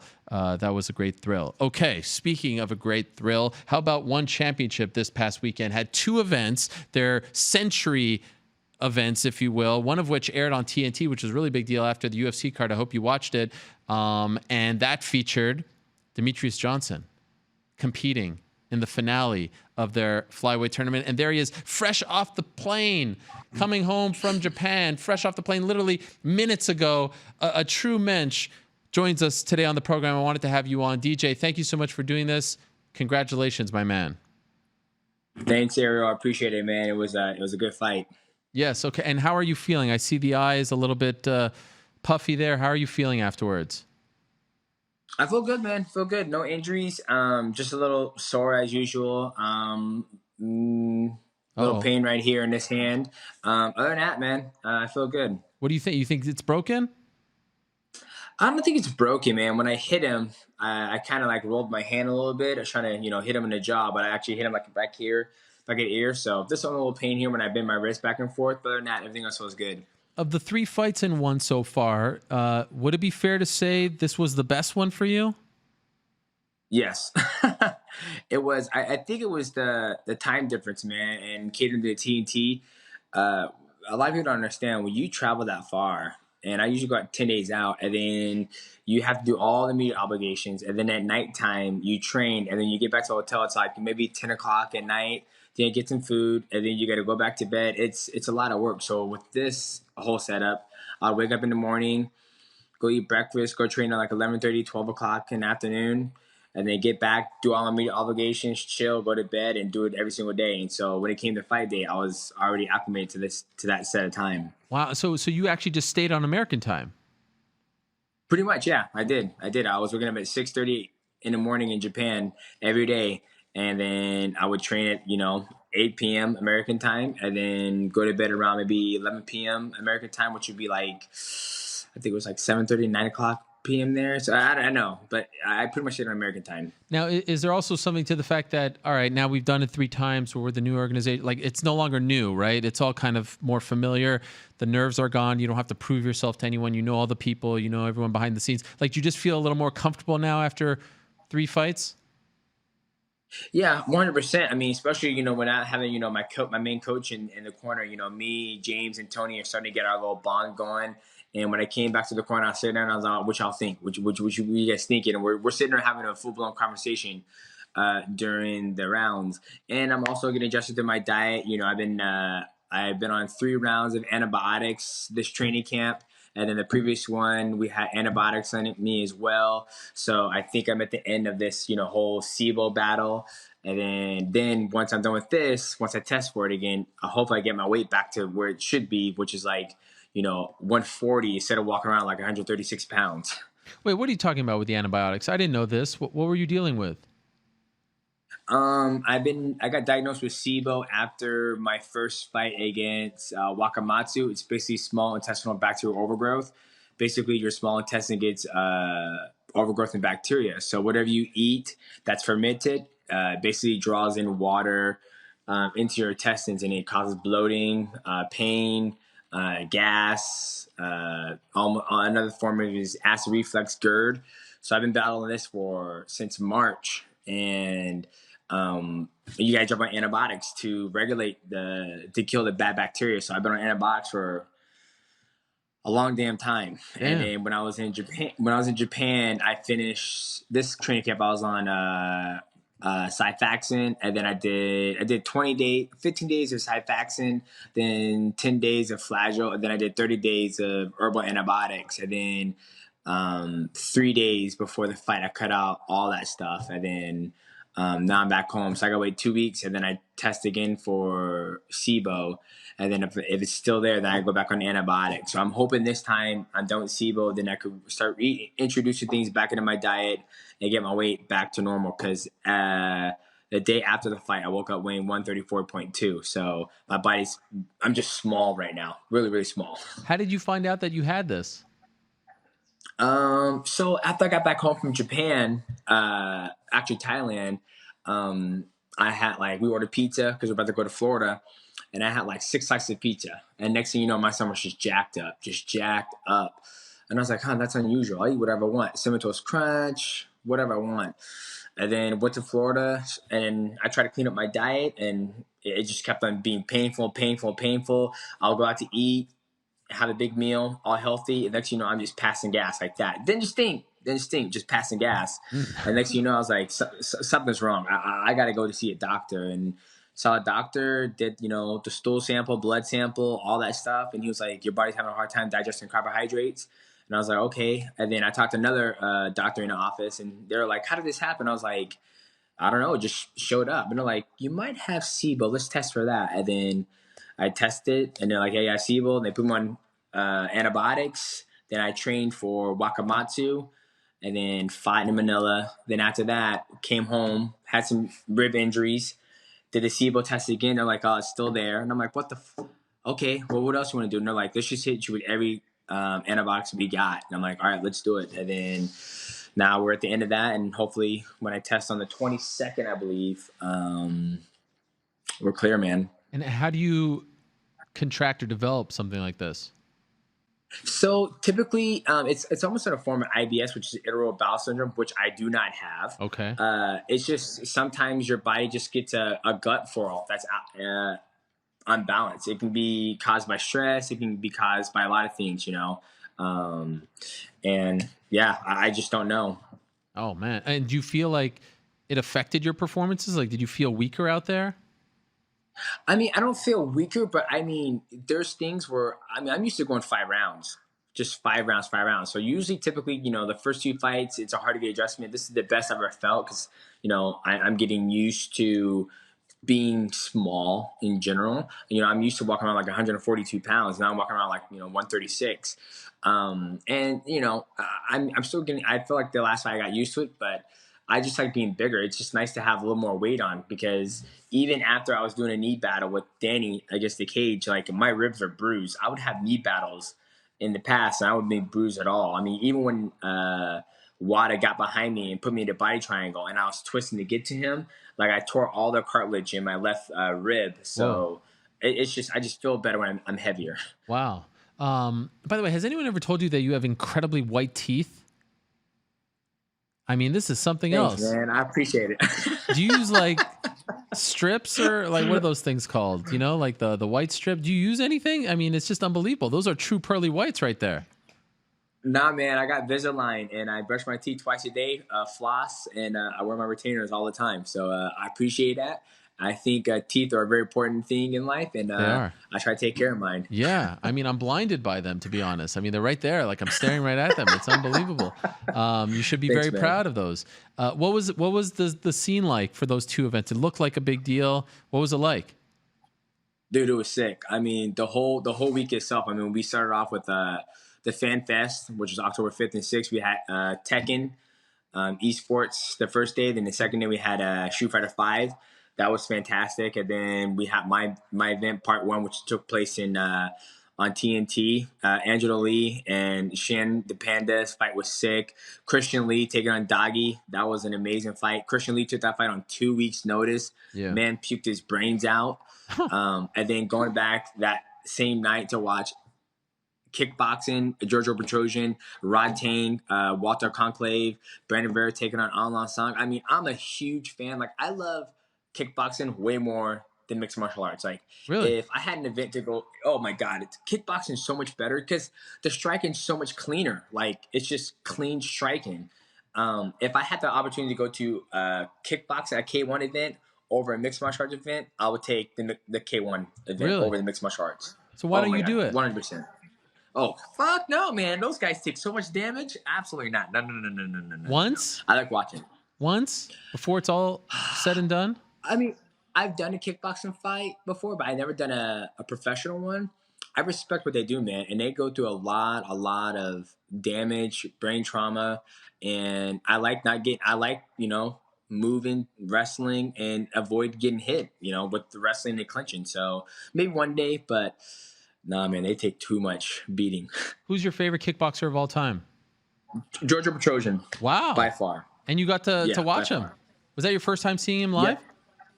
No, second time seeing him live. Okay. You meet him? Yeah. Did I meet him? Yeah. Oh, yeah. Yeah, I met him. I said, if I ever come to Italy, I want to train. And he goes, absolutely, come out. And his manager was like, yeah, if you want to come out to Italy and train, we'll make it happen. Just because his sense of distance, and he has real good eyes, and his combinations are good. And everything he does is very basic. It's nothing too flashy, but it's a high level of understanding distance and control and never overextending. And he's just legit. Like when I watch him, I'm just like, dude, he's just, I can sense that he has an understanding of distance. Now, what about this belt that they gave you? How much does it really weigh? It's gigantic. Do you have it? It's right here. Gosh. It is. It sounds heavy. It's heavy, dude. I mean, I'm not gonna lie. It's. Oh my gosh. It's my favorite one. I mean, look at that bad boy. It's. Wow. Weight wise, nice, do you know how much it weighs? 22 pounds. I was told 22 pounds. How much is the UFC one in comparison to the old one that you had? I think the old one was 12 pounds. Oh my gosh. 12.5. Yeah. So this is way heavier. It's beautiful. Now, can you wear it around your waist? I haven't even tried, man. I don't think I can. When I was walking in the back of the arena with it on my shoulders, I was like, all right, someone's got to take this. This thing is too heavy. And they're like, no, we want you to carry it so we get you in the shot. And I'm like, y'all have no idea how damn heavy this belt is. And my buddy wore it, and he goes, damn, dude, this is heavy. I was like, careful, you're going to tear your labrum. So what was it like bringing it back from Japan home? Did you take it on the plane with you? You didn't check? No. I know. Hell no, I didn't check this thing. Yeah. I took it on a plane with me, but it was in a suitcase, so nobody would it wouldn't draw attention to me. Right. Being on TNT and being live in America and not online or something like that, like it felt bigger. It felt like a big deal. I mean, TNT now in the pro wrestling business, synonymous for many years with the pro wrestling business, NBA, of course. It felt like a different kind of deal. Was this a one-off because it was the 100th event, or is this going to be more of the norm going forward? Oh, this is not one-off event. It's going to be more the norm going forward. Obviously, when One Championship made this deal with TNT, they're going to be showing more live events. Obviously, when One Championship gets more North American audience, and when One Championship comes to North America, they're going to be broadcasting more on TNT. So this was not a one-off. Everybody can expect to see more One Championship on TNT. Is that going to happen in 2020? That's the talks, man. That's the talks. I think if we go to Madison Square Garden, I think they can sell the place out. I mean, if you bring some high level, just martial artists over there, you bring over Rod Tang, you bring over Georgia Petrosian, you bring over Christian Lee. I mean, there's so many champions. There's so many great athletes in One Championship. You bring that over, put some kickboxing, some Muay Thai fights in 4-ounce gloves. I mean, if you're a true martial arts fans and you want to see like some high level striking, high level mixed martial arts, I think you would not be disappointed. Are they talking about MSG for the debut? I mean, they want. I'm thinking about. From what I've been told, they're talking about East Coast. So I mean, I think MSG is basically. It's a big arena. It's a symbolic place. Everybody's fought there before. So I wouldn't be surprised if MSG's been one of them. But I remember they said somewhere along the East Coast area. And obviously you'd like to be on that card, right? Or are you enjoying fighting in Asia and don't want to ever fight here in America? Dude, I'm not gonna lie. I actually enjoy fighting in Asia. Like the whole trip, the Japanese fans are amazing, just the culture itself. But if I have the opportunity to fight it, in North America again, I wouldn't pass up the opportunity. But I'm enjoying the trips over to Japan and Singapore and Manila. They're beautiful. They're beautiful places, and there's nothing like experiencing a different culture. Like one of the things when I was sitting at the event this weekend is literally sitting back and seeing how diverse so many cultures are here. I mean, we had, a gentleman from Russia. We had a gentleman from Brazil, Italy, just all over the place in different dialects and different interpreters going on and during a rules meeting. And just, it's literally like we're fighting, with all the best in the world to where I felt when I was in North America, you would have more Americans than actual, other people like Japanese, Chinese, Korean. I mean, I think we had Chinese, Korean, Japanese, Italy, Brazil, Filipinos. I mean, I think we had a whole stew of cultures in this event. Is it fair to say that One Championship kind of saved your love for MMA? I always loved mixed martial arts, no matter where I'm competing. But I think it's giving me a new pep in my step. Yeah. To fight more. I mean, a company that's trying to jump into esports, like literally I'm in Japan playing the world champion of EVO 2019, Bochan, in Street Fighter 5. And then the next, 4 days later, I'm about to compete for a World Grand Prix. Hell yeah, I'm You're happy. I'm in love with. I'm happy. I'm never gonna not fall in love. When I'm 85 years old, if I make it that far, I'm always gonna love mixed martial arts because I'm a martial artist. So so you're, just to be clear for the fans at home, you're not the flyweight champion. You're the Grand Prix champion, correct? That is correct. I'm the flyweight world Grand Prix champion, not the flyweight champion. That's Adriana Suarez. And when is that? I mean, that's the obvious next fight, right? Yeah, that's the next fight. That's how it was back in the day. Everybody now everybody's been kind of thrown off the mix. From my understanding, when I was growing up watching Pride and stuff, you have a Grand Prix in a certain weight class, and then the person who won the Grand Prix will get a chance to fight for the world title. It's basically how you solidify the number one contender. No, popularity contest. You take the best, 7 guys in the division. You do a Grand Prix format. The winner gets to fight for the belt, and then if the promotion wants to do another Grand Prix to find a number one contender, that's what they do. And so with this, yes, it gives me the ticket to fight Adriana Suarez. And that'll probably be 2020. Right now, I just got done fighting 3 times in a year. I'm going to let my body heal, get my health where it needs to be, and then we'll start training and get ready for that. Now, it's all well and good. It's great. You got the belt. You're 3-0. What a great year it's been for you. What a bounce back year. But what happened to the beard? What happened? Let me tell you, man. When you're a married man, yes, you got 3 children, yes, and you come home from training camp and nobody's home, you got an hour and a half to yourself. Yes, you just get bored, and you just like, I think I'm gonna give myself a fade, and I messed up, and so now this is what I got. Oh, so you actually tried to style it? You didn't mean to do this? Yeah, I tried to style it. I was going, here. I started up here with the fade. No, you want to start down here? No. Yeah, you see yeah. I think you want to start up here, go light here, and then start going darker, and have it thicker. But I messed up, and I don't like the way it looked, and I was like, oh man. And then the thing is like when my hair starts to get longer, it gets curly, so it looks like pubic hair on my face. Okay. And so what I wanted to do is just make it be straight, like a straight dude, but it gets curly. So. And why don't you go to a professional to do this? Why would you do this on your own? Because I'm lazy, and, okay. I like to learn. Because if I had to go to professional to get it done every single time, for me. It's like if I pay for a dietitian, right?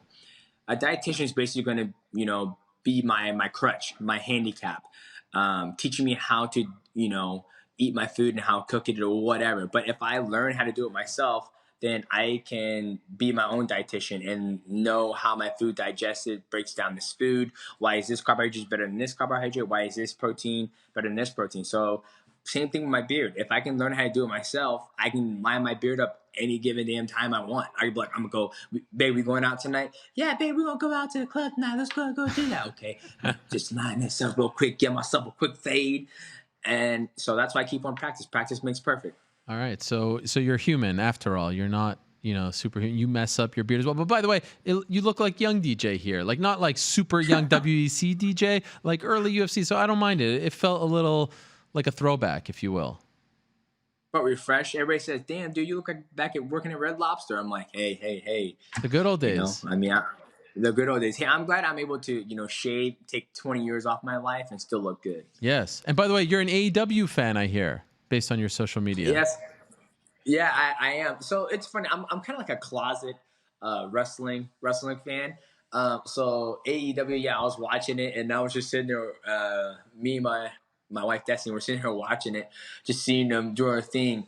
And Kenny Omega, it's always funny. Each time I hear his name, I always think of Omega Red from the X-Men. So, yeah, I'm a fan. That's your guy. All right. Well, big things happening over there. Congratulations. Great event. I saw the Ong Lang Sang victory over Brandon Vera and Angela Lee, of course, and Christian Lee, the brothers. Unfortunately, Eddie Alvarez couldn't compete on the card, but I talked to him recently. It sounds like he's getting better. So congrats on everything, my man. Great year for you, and I really appreciate you doing this after flying home from Japan.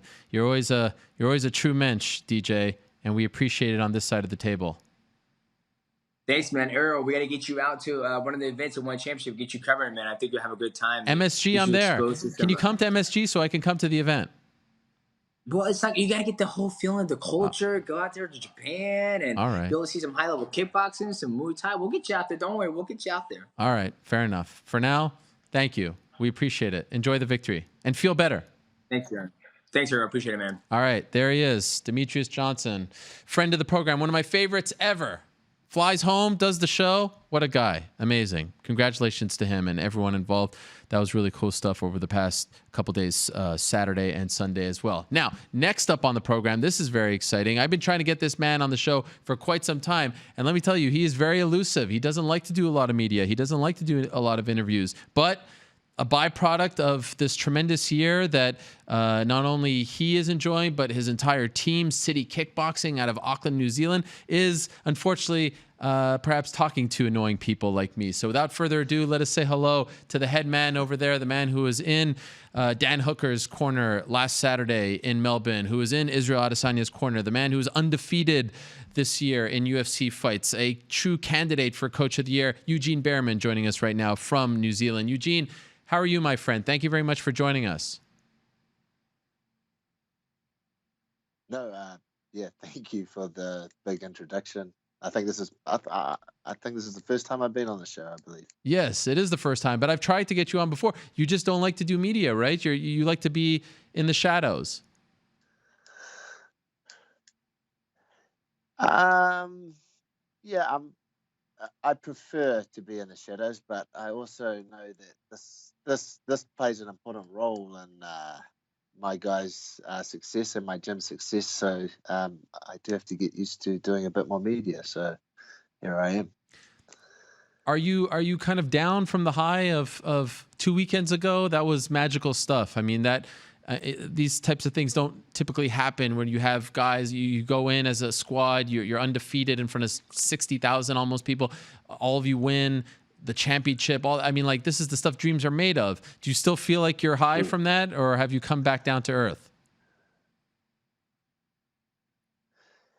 Well, one thing I didn't expect was I wasn't able to truly kind of appreciate what we did until after a couple of days when everything had kind of settled down and I had a moment to myself.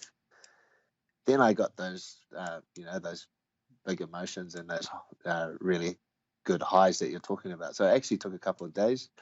Probably now I'm still, yeah, you could say that I'm still buzzing about it. But maybe that's because it hit me so late.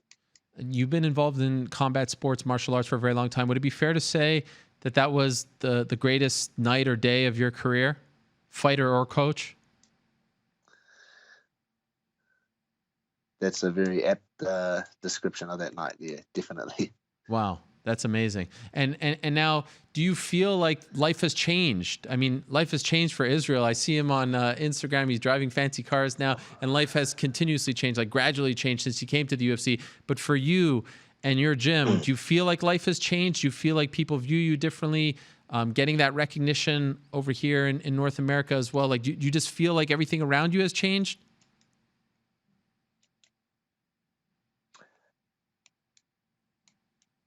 I feel like within the gym, and I feel myself, I haven't changed. Did he bought a new car or something? I believe I've been hearing about that. But I drove a 1988 Honda Civic. Oh, nice. Because I like that car, and it just gets me from A to B. So for me, nothing's changed. I'm not gonna be an extravagant spender like him, and for me, life hasn't changed. I just keep on doing what I'm doing. For him, yeah, I think his life's changing a bit more than mine, I think.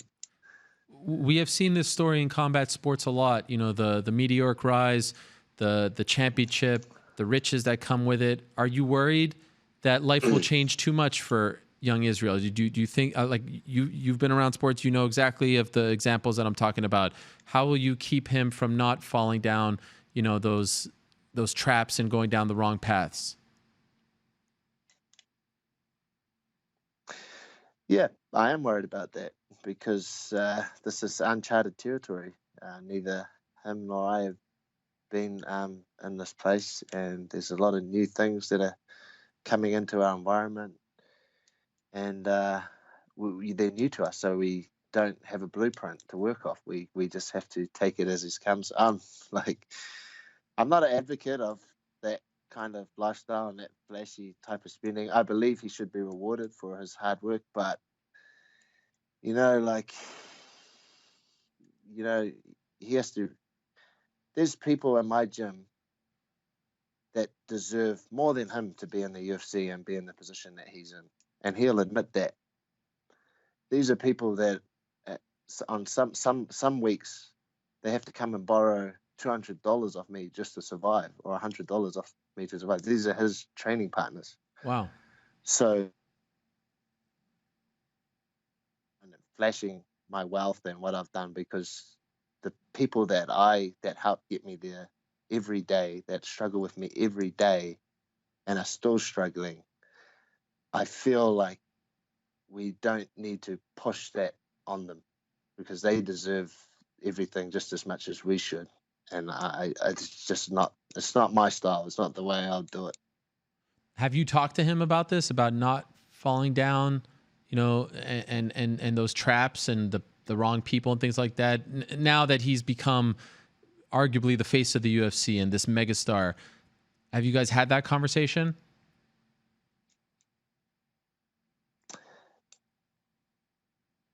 I feel at this stage I don't have to. I feel he's a very grounded person. Mm-hmm. I feel there's no need for me. I feel he's going to be fine. He's going to be fine dealing with some of the trappings of success. But of course, it's my job to keep a close eye on what's happening with him, and what's happening with him outside of the cage as well. I have to keep a close eye on, because that directly affects what happens in the cage. So I just keep a watchful eye over what's happening, and if I need to say something, then I will say something. But we have a good team. If he needs to be brought back into line, then quite often I'm actually not the person to do that. Quite often the other leaders in the team do it, the other fighters. Or maybe even his parents, right?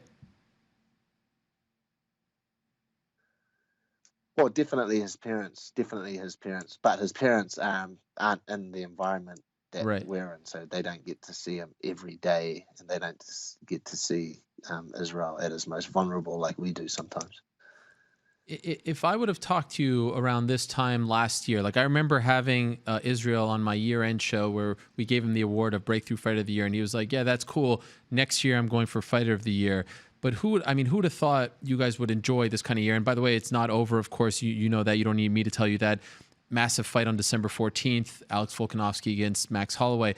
But would you have envisioned this? Like, is this, you've been, not to say that you're an overnight success story, because you've been competing for a while and coaching for a while, and the gym wasn't just built yesterday, but to have the kind of year that you guys have had as a team, 10-0, and the kind of weekend that you just had, like if we would have talked January and we were looking ahead at the year to come, would you have predicted this kind of year? By the end of 2019, you could have 2 legitimate UFC champions out of this small gym in Auckland. Would you have predicted this? No. The time frame that you're explaining, no. I always believed we could do it, but I just didn't think that we'd be able to do it so fast, that our guys would make inroads this quickly. So yeah, if you had asked me in January, I would have been clueless to what's happening now. I didn't think we would be able to make this much inroads and be this fast and have this amount of success. So no, this is a surprise to me. When did you open City Kickboxing?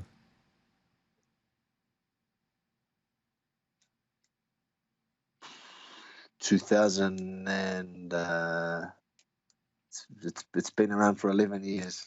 11 years. And who was open for 11 years? Who was the first fighter to make it to the UFC from that gym?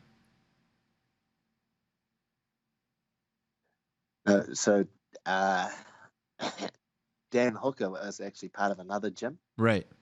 And then he came over and started training with me. So if you like him, but then actually the first fighter that we bred through our system was Israel. Wow, that is amazing. And my understanding is the first time you met Israel, it wasn't exactly the best experience. I understand that someone asked you to train him on very short notice for an amateur fight. He lost that fight. He did not look very good. And you kind of said to yourself, I never want to go through this again where I just take someone on short notice and corner him. And then he ended up showing up to the gym, but you even almost encouraged him to go train elsewhere. Is that all accurate? No, that's completely accurate. Like I think most coaches will agree with me. You don't really want to have too much to do when it comes to coaching or cornering someone that you've never had anything to do with. So, what I can tell you about that night is the same confidence he shows now as he showed on that night, and that was with 2 weeks of watching YouTube videos. Was basically all that amounted to the whole amount, all the MMA training that he'd done. He still oozed that confidence and was like, I'm going in there and I'm going to win. Like, that is something that's always existed within him. And when you told him to go elsewhere, did you think, like, was that a test almost? Did you think that he would come back? Were you just trying to see why would you? Because typically when you see a talent, you're not telling them to go somewhere else. Why did you do that?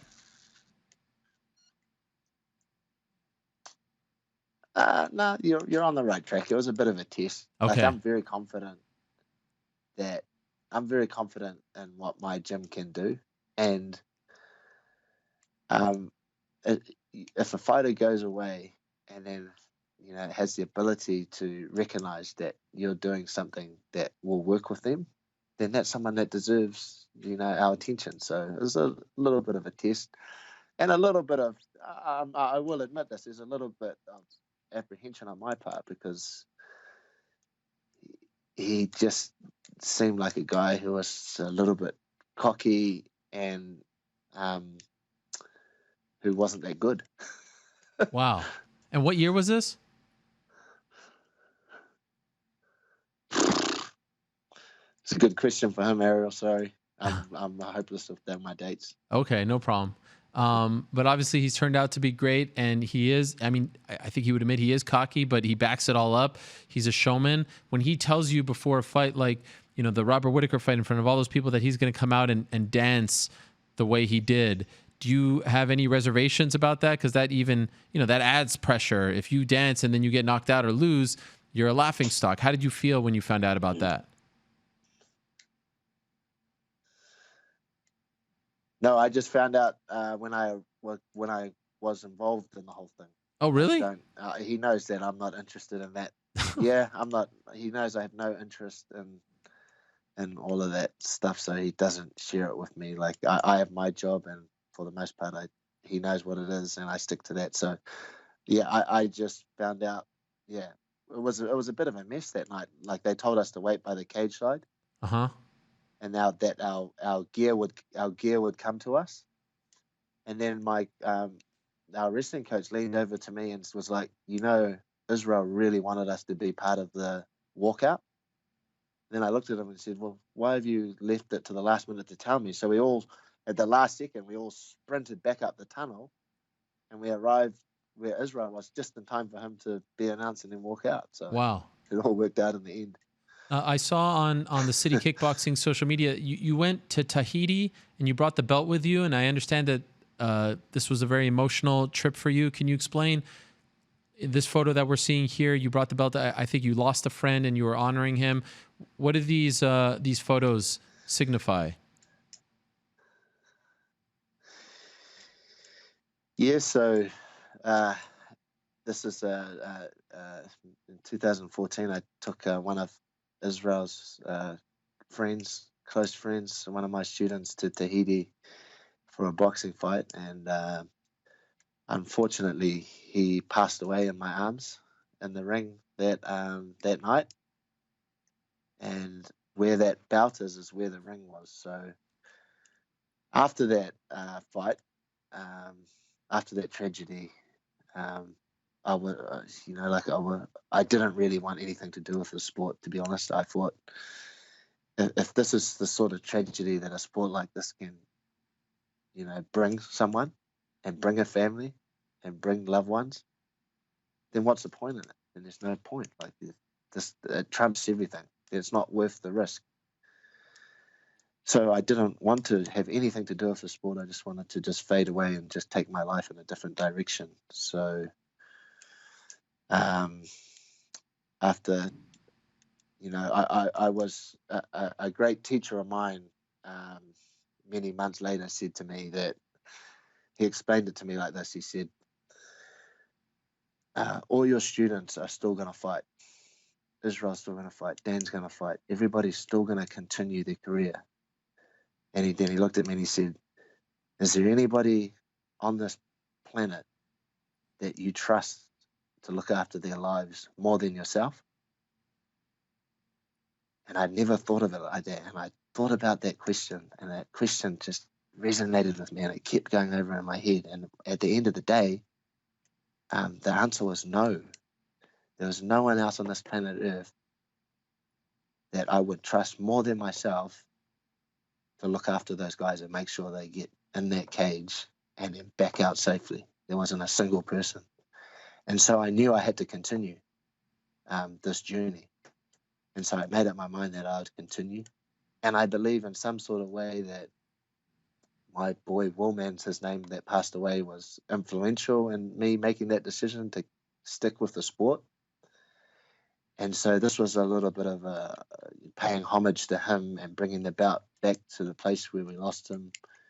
Because I believe if it wasn't for him, then none of this would have happened, because I would have left the sport. Wow. So that's what that was about. What was his full name? Yeah. Willman Rodriguez. Okay. And great fighter, great kid. He passed away because of injuries sustained in the fight? Yeah, there was some stuff that wasn't picked up, because as you know, like the UFC has the CAT scans and stuff, but a lot of the other promotions and the other sports, they don't have this. They don't have this facility. So there was some pre-existing conditions that got exacerbated by the fight, and then unfortunately he passed away. Wow.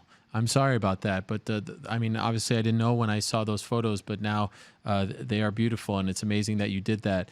I have to ask about Jon Jones because we were just talking about that fight earlier. True or false? That fight will happen. Jon Jones versus Israel Adesanya at some point. Are you in favor of this? No. You're not in favor I've gone of on it. record already, Ariel, and I know that you're up. I know you're up with the media, but if you would like me to explain it again, I'm more than happy to explain it again. If you don't mind.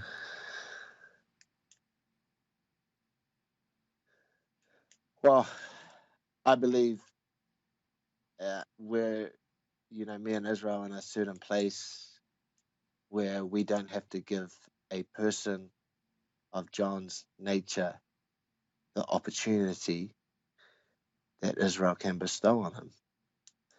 That's why I suggested we fight if this, and again, it was, this isn't set in stone or anything, but if we were going to do a super fight, I would much rather do it against Stipe, a good dude, a nice guy, a stand-up guy. Let's do it against him. Let's not give someone like Jon Jones this opportunity. That's just how my team operates. Wow. Okay. I respect that. Could I ask, I'm hearing that maybe Israel might return in January, February. Is that against Costa? Is there anything to that?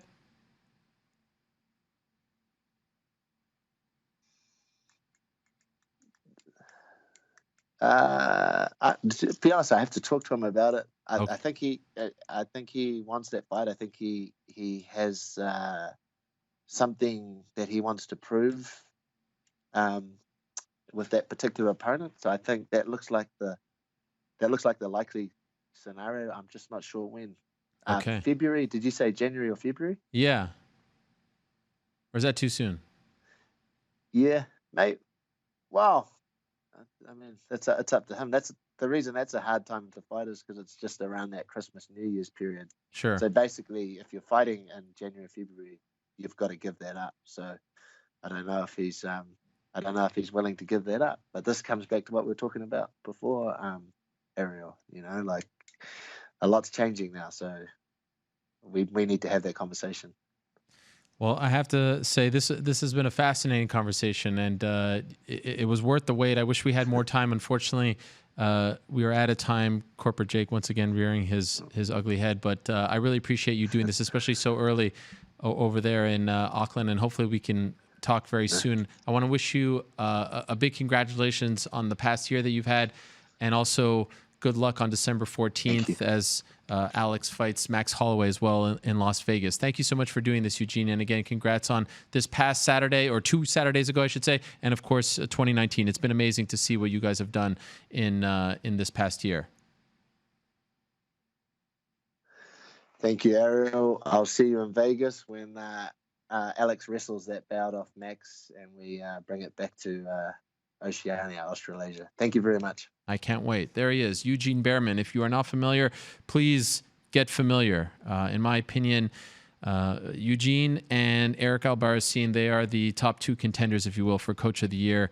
An amazing story, and there's so much more to get to. But again, short on time. I appreciate him doing that. And next time we will dig a little deeper. But how about that comment about John Jones? Wow, fascinating stuff. And he has one champion, and that's Israel Adesanya. And then, of course, another one coming up, Alex Volkanovski against Max Holloway on December 14th. All right, now let's move along to our next guest. You know, in the sport of mixed martial arts, there's a lot of elusive characters. At the very top of that list might be this man right over here. Brian Ortega is a hard guy to find. He's a hard guy to pinpoint, but it's so great to have him back on the program. It's been so long since we last talked to him, and here he is cooking. This is Cooking with Brian Ortega. This is the perfect way to return. This is Cooking with Brian Ortega for breakfast. What are we eating? Eggs. So for the first trick, I'm going to show you one egg. You crack it, you grab it, you break it. One hand while you FaceTime. All technique. That's impressive. How long did it take for you to learn that? My dad's a cook at a college, so he taught me. I've been doing that since I was like 9 years old. Damn. And by the way, how many eggs do you have in that? That's my only cooking trick. That's it? That's it. Scrambled eggs. How many do you have in there? How many eggs are in there? It looks pretty compact.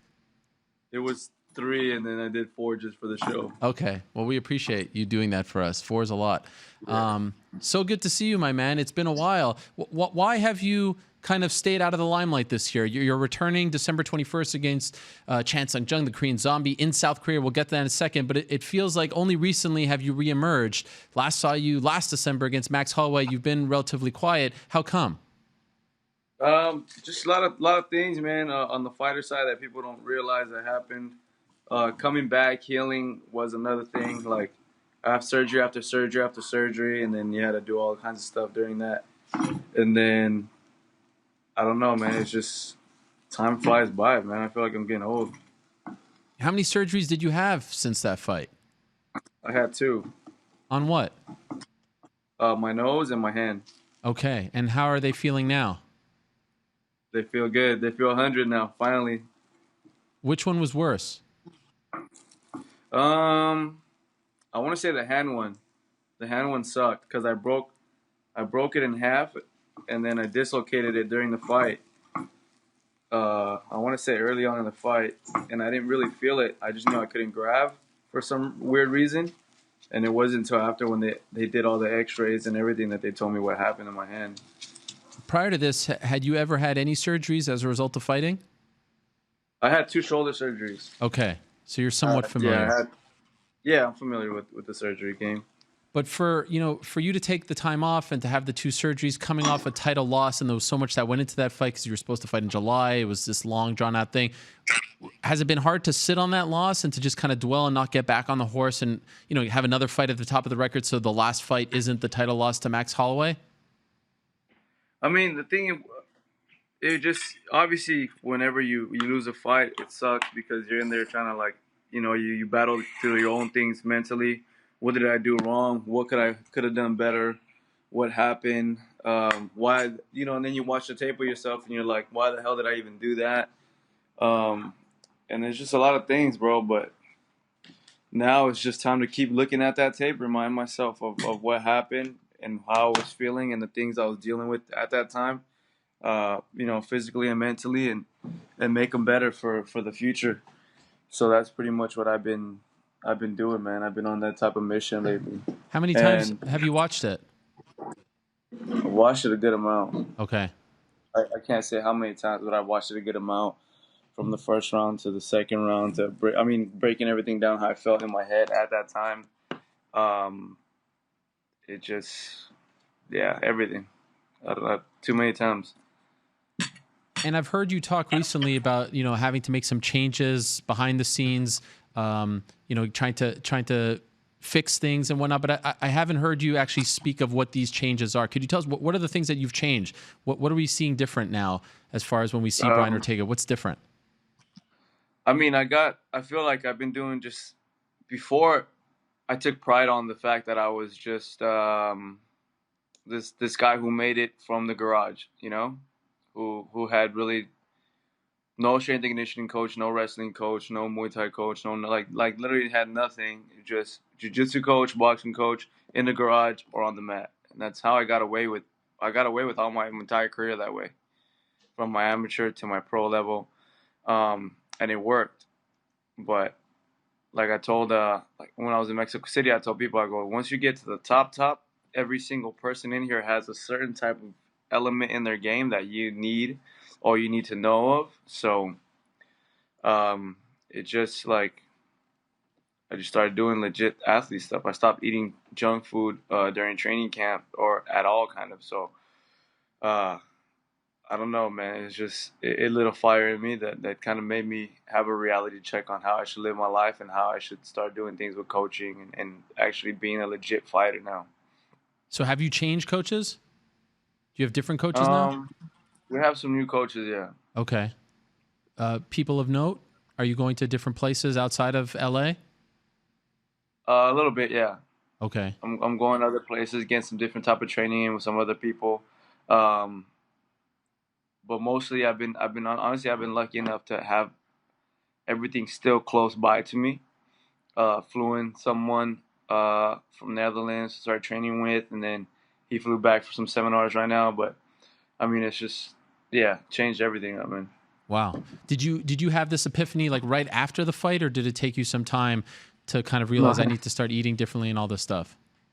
It took some time. Honestly, it took my strength and conditioning coach, Mike Safai, to really kind of, he's always kind of been there for me, but always had to kind of, watch it a little bit around me for some stuff. But finally now he's been like, it was like official green light, like, yo, man, Mike, I need you to take control of my life on everything, man. Like, I just need you to help me get healthy. He lives that stuff. He has lived that life for, I want to say, as long as I've known him, and he's helped me get back on track, man. He literally was like, yo, Brian, we need to start just getting you back in the gym, because I didn't even want to get in the gym after the fight. I was just kind of partying and hanging out and just was like, well, I deserve a break, guys. I trained for a year.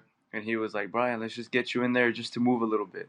And that's how it started. And then it was just like, let me get you to do jump ropes a little bit. Let me get you to start doing the little things. How's your hand feeling? Let's start working around your hand. And once my hand got better, let's start working with your hand.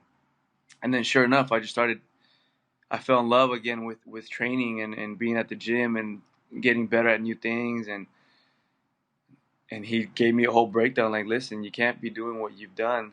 He's like, it worked for you, but it's not the best for you. And he kind of broke it down in a larger way. And I mean, he's been doing a good job with me, man. And he actually just did a body competition yesterday, because he's like a physique guy and it's all natural guy. And he took first in his category and second overall. So he's doing good, man. Wow. Well done. Where was that? Was that on Muscle Beach? Venice Beach, yep. Yeah, I was there. I was in LA. I was there in LA, and I saw this bodybuilding competition. They have like this little mini like arena thing on the beach. That was my homies. He was there. Wow, that's natural bodybuilding. And I was wondering, how do they know it's really natural? Like, do they drug test these guys? He did a video on his. He just posted a video on his Instagram showing like all the drug testing and how to do everything. And I mean, he did good, man. But he's a guy who got me to eat healthy and look, eggs for breakfast instead of just a pre-workout or something. It's just, he's got me on track. Well done. Now, you said that you took some time off from the gym and he was trying to get you back in and slowly but surely. How long did you spend away from the gym? From the fight till, I'm going to say December, January, February, March, April, like 4 or 5 months away from the gym. Wow. And is that the longest that you ever spent away? Yep. Wow. It has been. Well, because the thing was I couldn't use my hand because it was like literally couldn't pick anything up. Then I had my nose surgery, so I couldn't even breathe hard. And then my foot was injured. I tore the ligaments on my right ankle. And then after that, it was like, dude, I can't walk. I can't use my left hand. I can't even breathe. I was like, there's no need for me to go anywhere.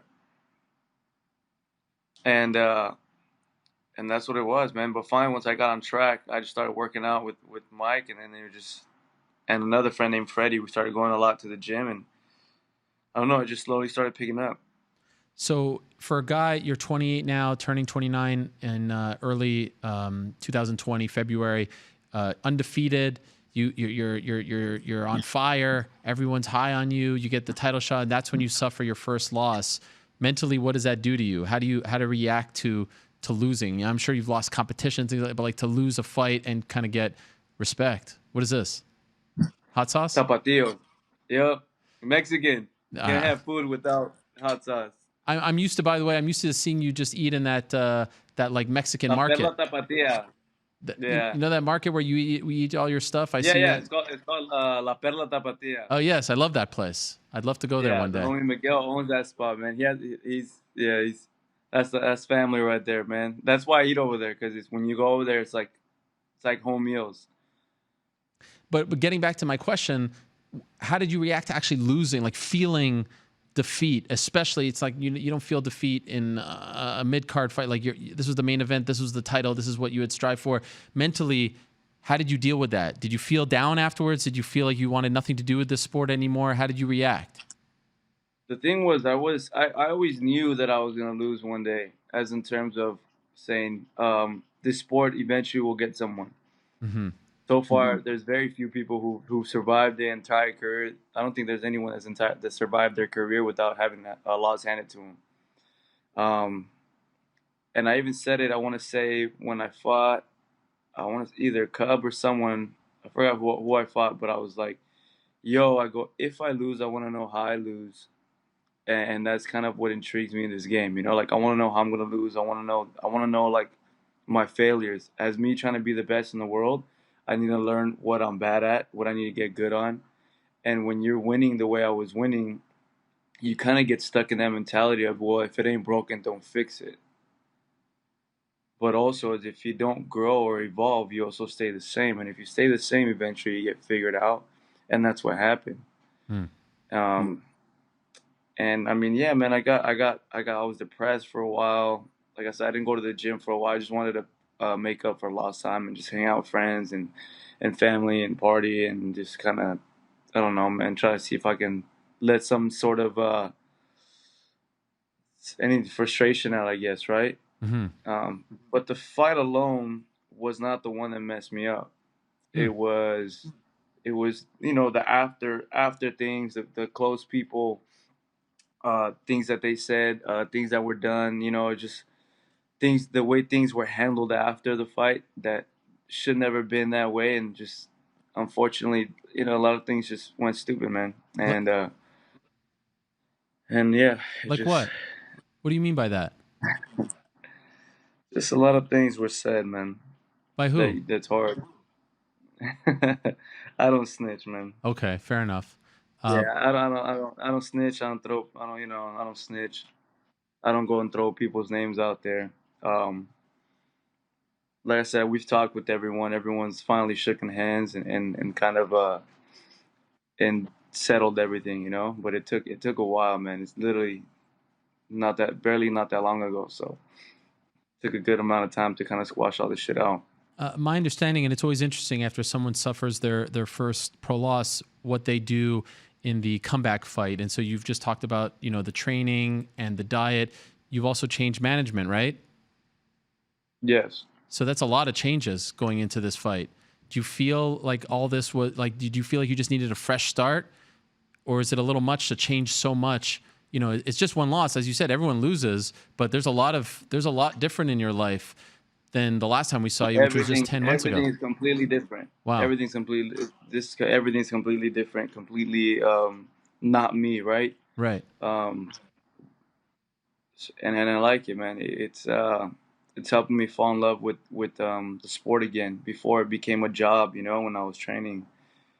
when I was training for a whole year. Literally, I trained for Frankie, and then I trained after that, and then, like I was up for a whole year training, nonstop redlining my body, with no breaks till I finally got to fight in December. So it just, I don't know, man. It just, everything's different now. Everything's more organized. Everything's prepared. Everything's done the right way. I have scientists, doctors. I have all kinds of people working with me, who are just a legit team. I feel I'm a legit athlete now, and I like it. And there was some talk, I think, of you returning in September, maybe to fight on that Mexico card. What happened there? Why are you returning in December as opposed to earlier? I was trying to fight in September in Mexico City. And what I was trying to make the fight happen was with Korean Zombie over there in Mexico City. During that process, or during that kind of those talks, that's when the change of management happened.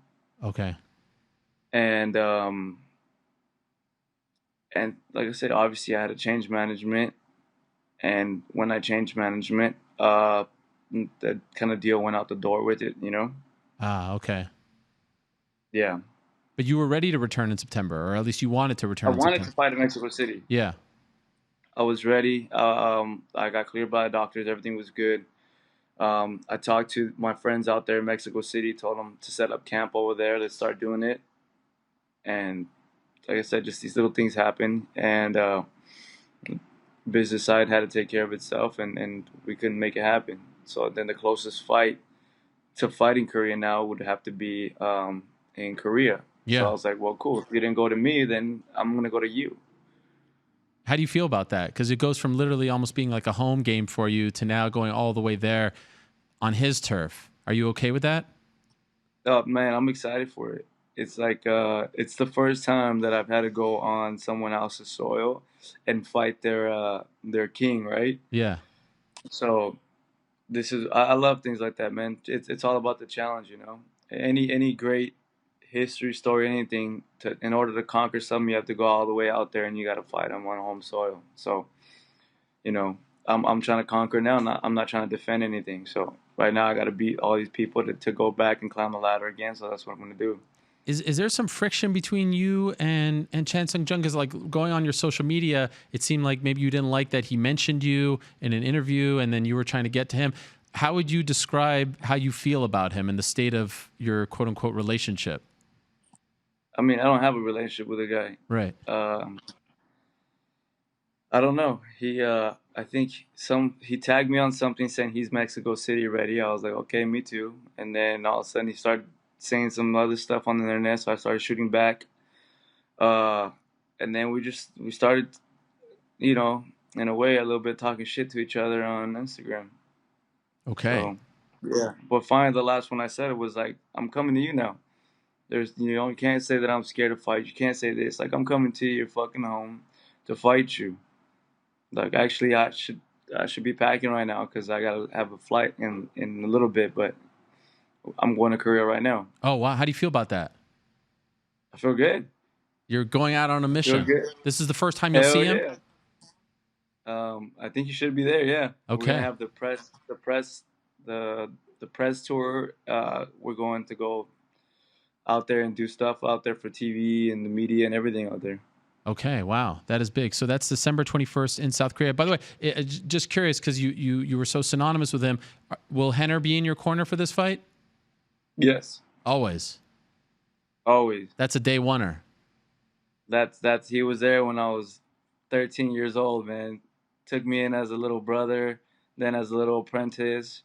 I don't know, man. We have a unique relationship. I've been with that guy for over half my life now. And you miss it? Like, are you excited to get back in there? Do you miss the feeling of, you know, the fight week, the fight night, all that stuff, walking in the cage? I miss everything, man. I miss it. There was this thing where I was fighting so constantly and I was doing it a lot. And then I was like, you know what, man? It went from love to a job. And when they're like, yo, stay ready for this. Yo, you have to fight now. Hey, you have to do this. Then it became a little bit of a job. But now that I've had this time off, I've been training for fun. I've been having having a lot of fun with it.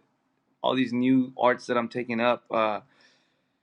It's I don't know. It feels good, you know. It feels good to suck at things again. It wasn't before. I was just doing things I was good at and just kept doing it. Now it's like, yo, you suck at this, like do it. And I'm like, oh damn, I gotta get better. Hey, I got better than last week. Hey, I'm better than the week before. And the people around me are all they're with it, you know. They don't care for failure as long as it's going forward. And I'm learning new things. And that's the old me, man. Even with jiu-jitsu. That's what lit the initial fire, was failing so much at jiu-jitsu until I finally got to a black belt. It was going into fights and getting hit so many times and then realizing I could win a easier way. And it's just this whole process of getting better as a mixed martial artist, and every art was something that I really needed and that I got this year. And I love it again, man, and I miss it. And now when I go to fights, instead of saying, oh, look, here's another fight, I'm looking at the fights and I'm like, damn, I wish I was in there. I wish I was fighting right now. If that was me, I would be doing this. And when I get eager to jump in the cage when I'm at fights, that's how you know, like, hey, it's time to go back. Last thing, because I know you have to go pack, and I feel like your eggs are getting cold, and I feel very bad about that. I think they're cold. Yeah, they're cold, man. My bad. I just want to know, you're talking about a lot of changes. We're keeping the hair, though, right? We're not cutting that. The hair stays. All right. Because, you know, the ladies love the hair. I might trim it a little bit. That's fine. Brett Okamoto put a photo up showing how long my hair was, and everyone started calling me a girl from the back. Nah, listen. I heard Halle Berry loves long hair, okay? I'll just leave it at that. You know what I'm saying? You have nothing to worry about. That's good, man. Thank you. My girl Halle, she taught, you know, we talk on the DL, so she told me, you know what I'm saying? But it's good to see you back, my man. It's good to see you smiling, and I'm looking forward to this. It's been a long time. December 21st in South Korea, Korean Zombie versus Brian Ortega. Last card of the year. What a way to end 2019. So this is going to be great. And thanks so much for doing this, Brian. I know I joked at the beginning you're elusive, but it's really much appreciated, especially before you fly out today. So thank you so much. No, man. No worries, my boy. All right, we'll talk to you soon. Thank you, Brian. All right, later. There he is. Brian Ortega returns to action December 21st against the Korean Zombie. All right, great stuff there from Brian Ortega. Thank you very much to him. And thanks to all our guests this week. What a fun show. You know, a lot of deep conversations, a lot of introspective talk, a lot of thoughtful answers. I really liked today's show. I really enjoyed it very much. At the top of the show, I asked Corporate Jake to put up the poll. Who should Zhang Weili defend her title against first? What are the results, Mr. Jake? The results, Joanna leads with a resounding 55%. Whoa. Rose Namajunas, 29%. Tatiana Suarez, 14%. And Jessica Andrade, 2%. Whoa. No love for the former champion. How many votes total?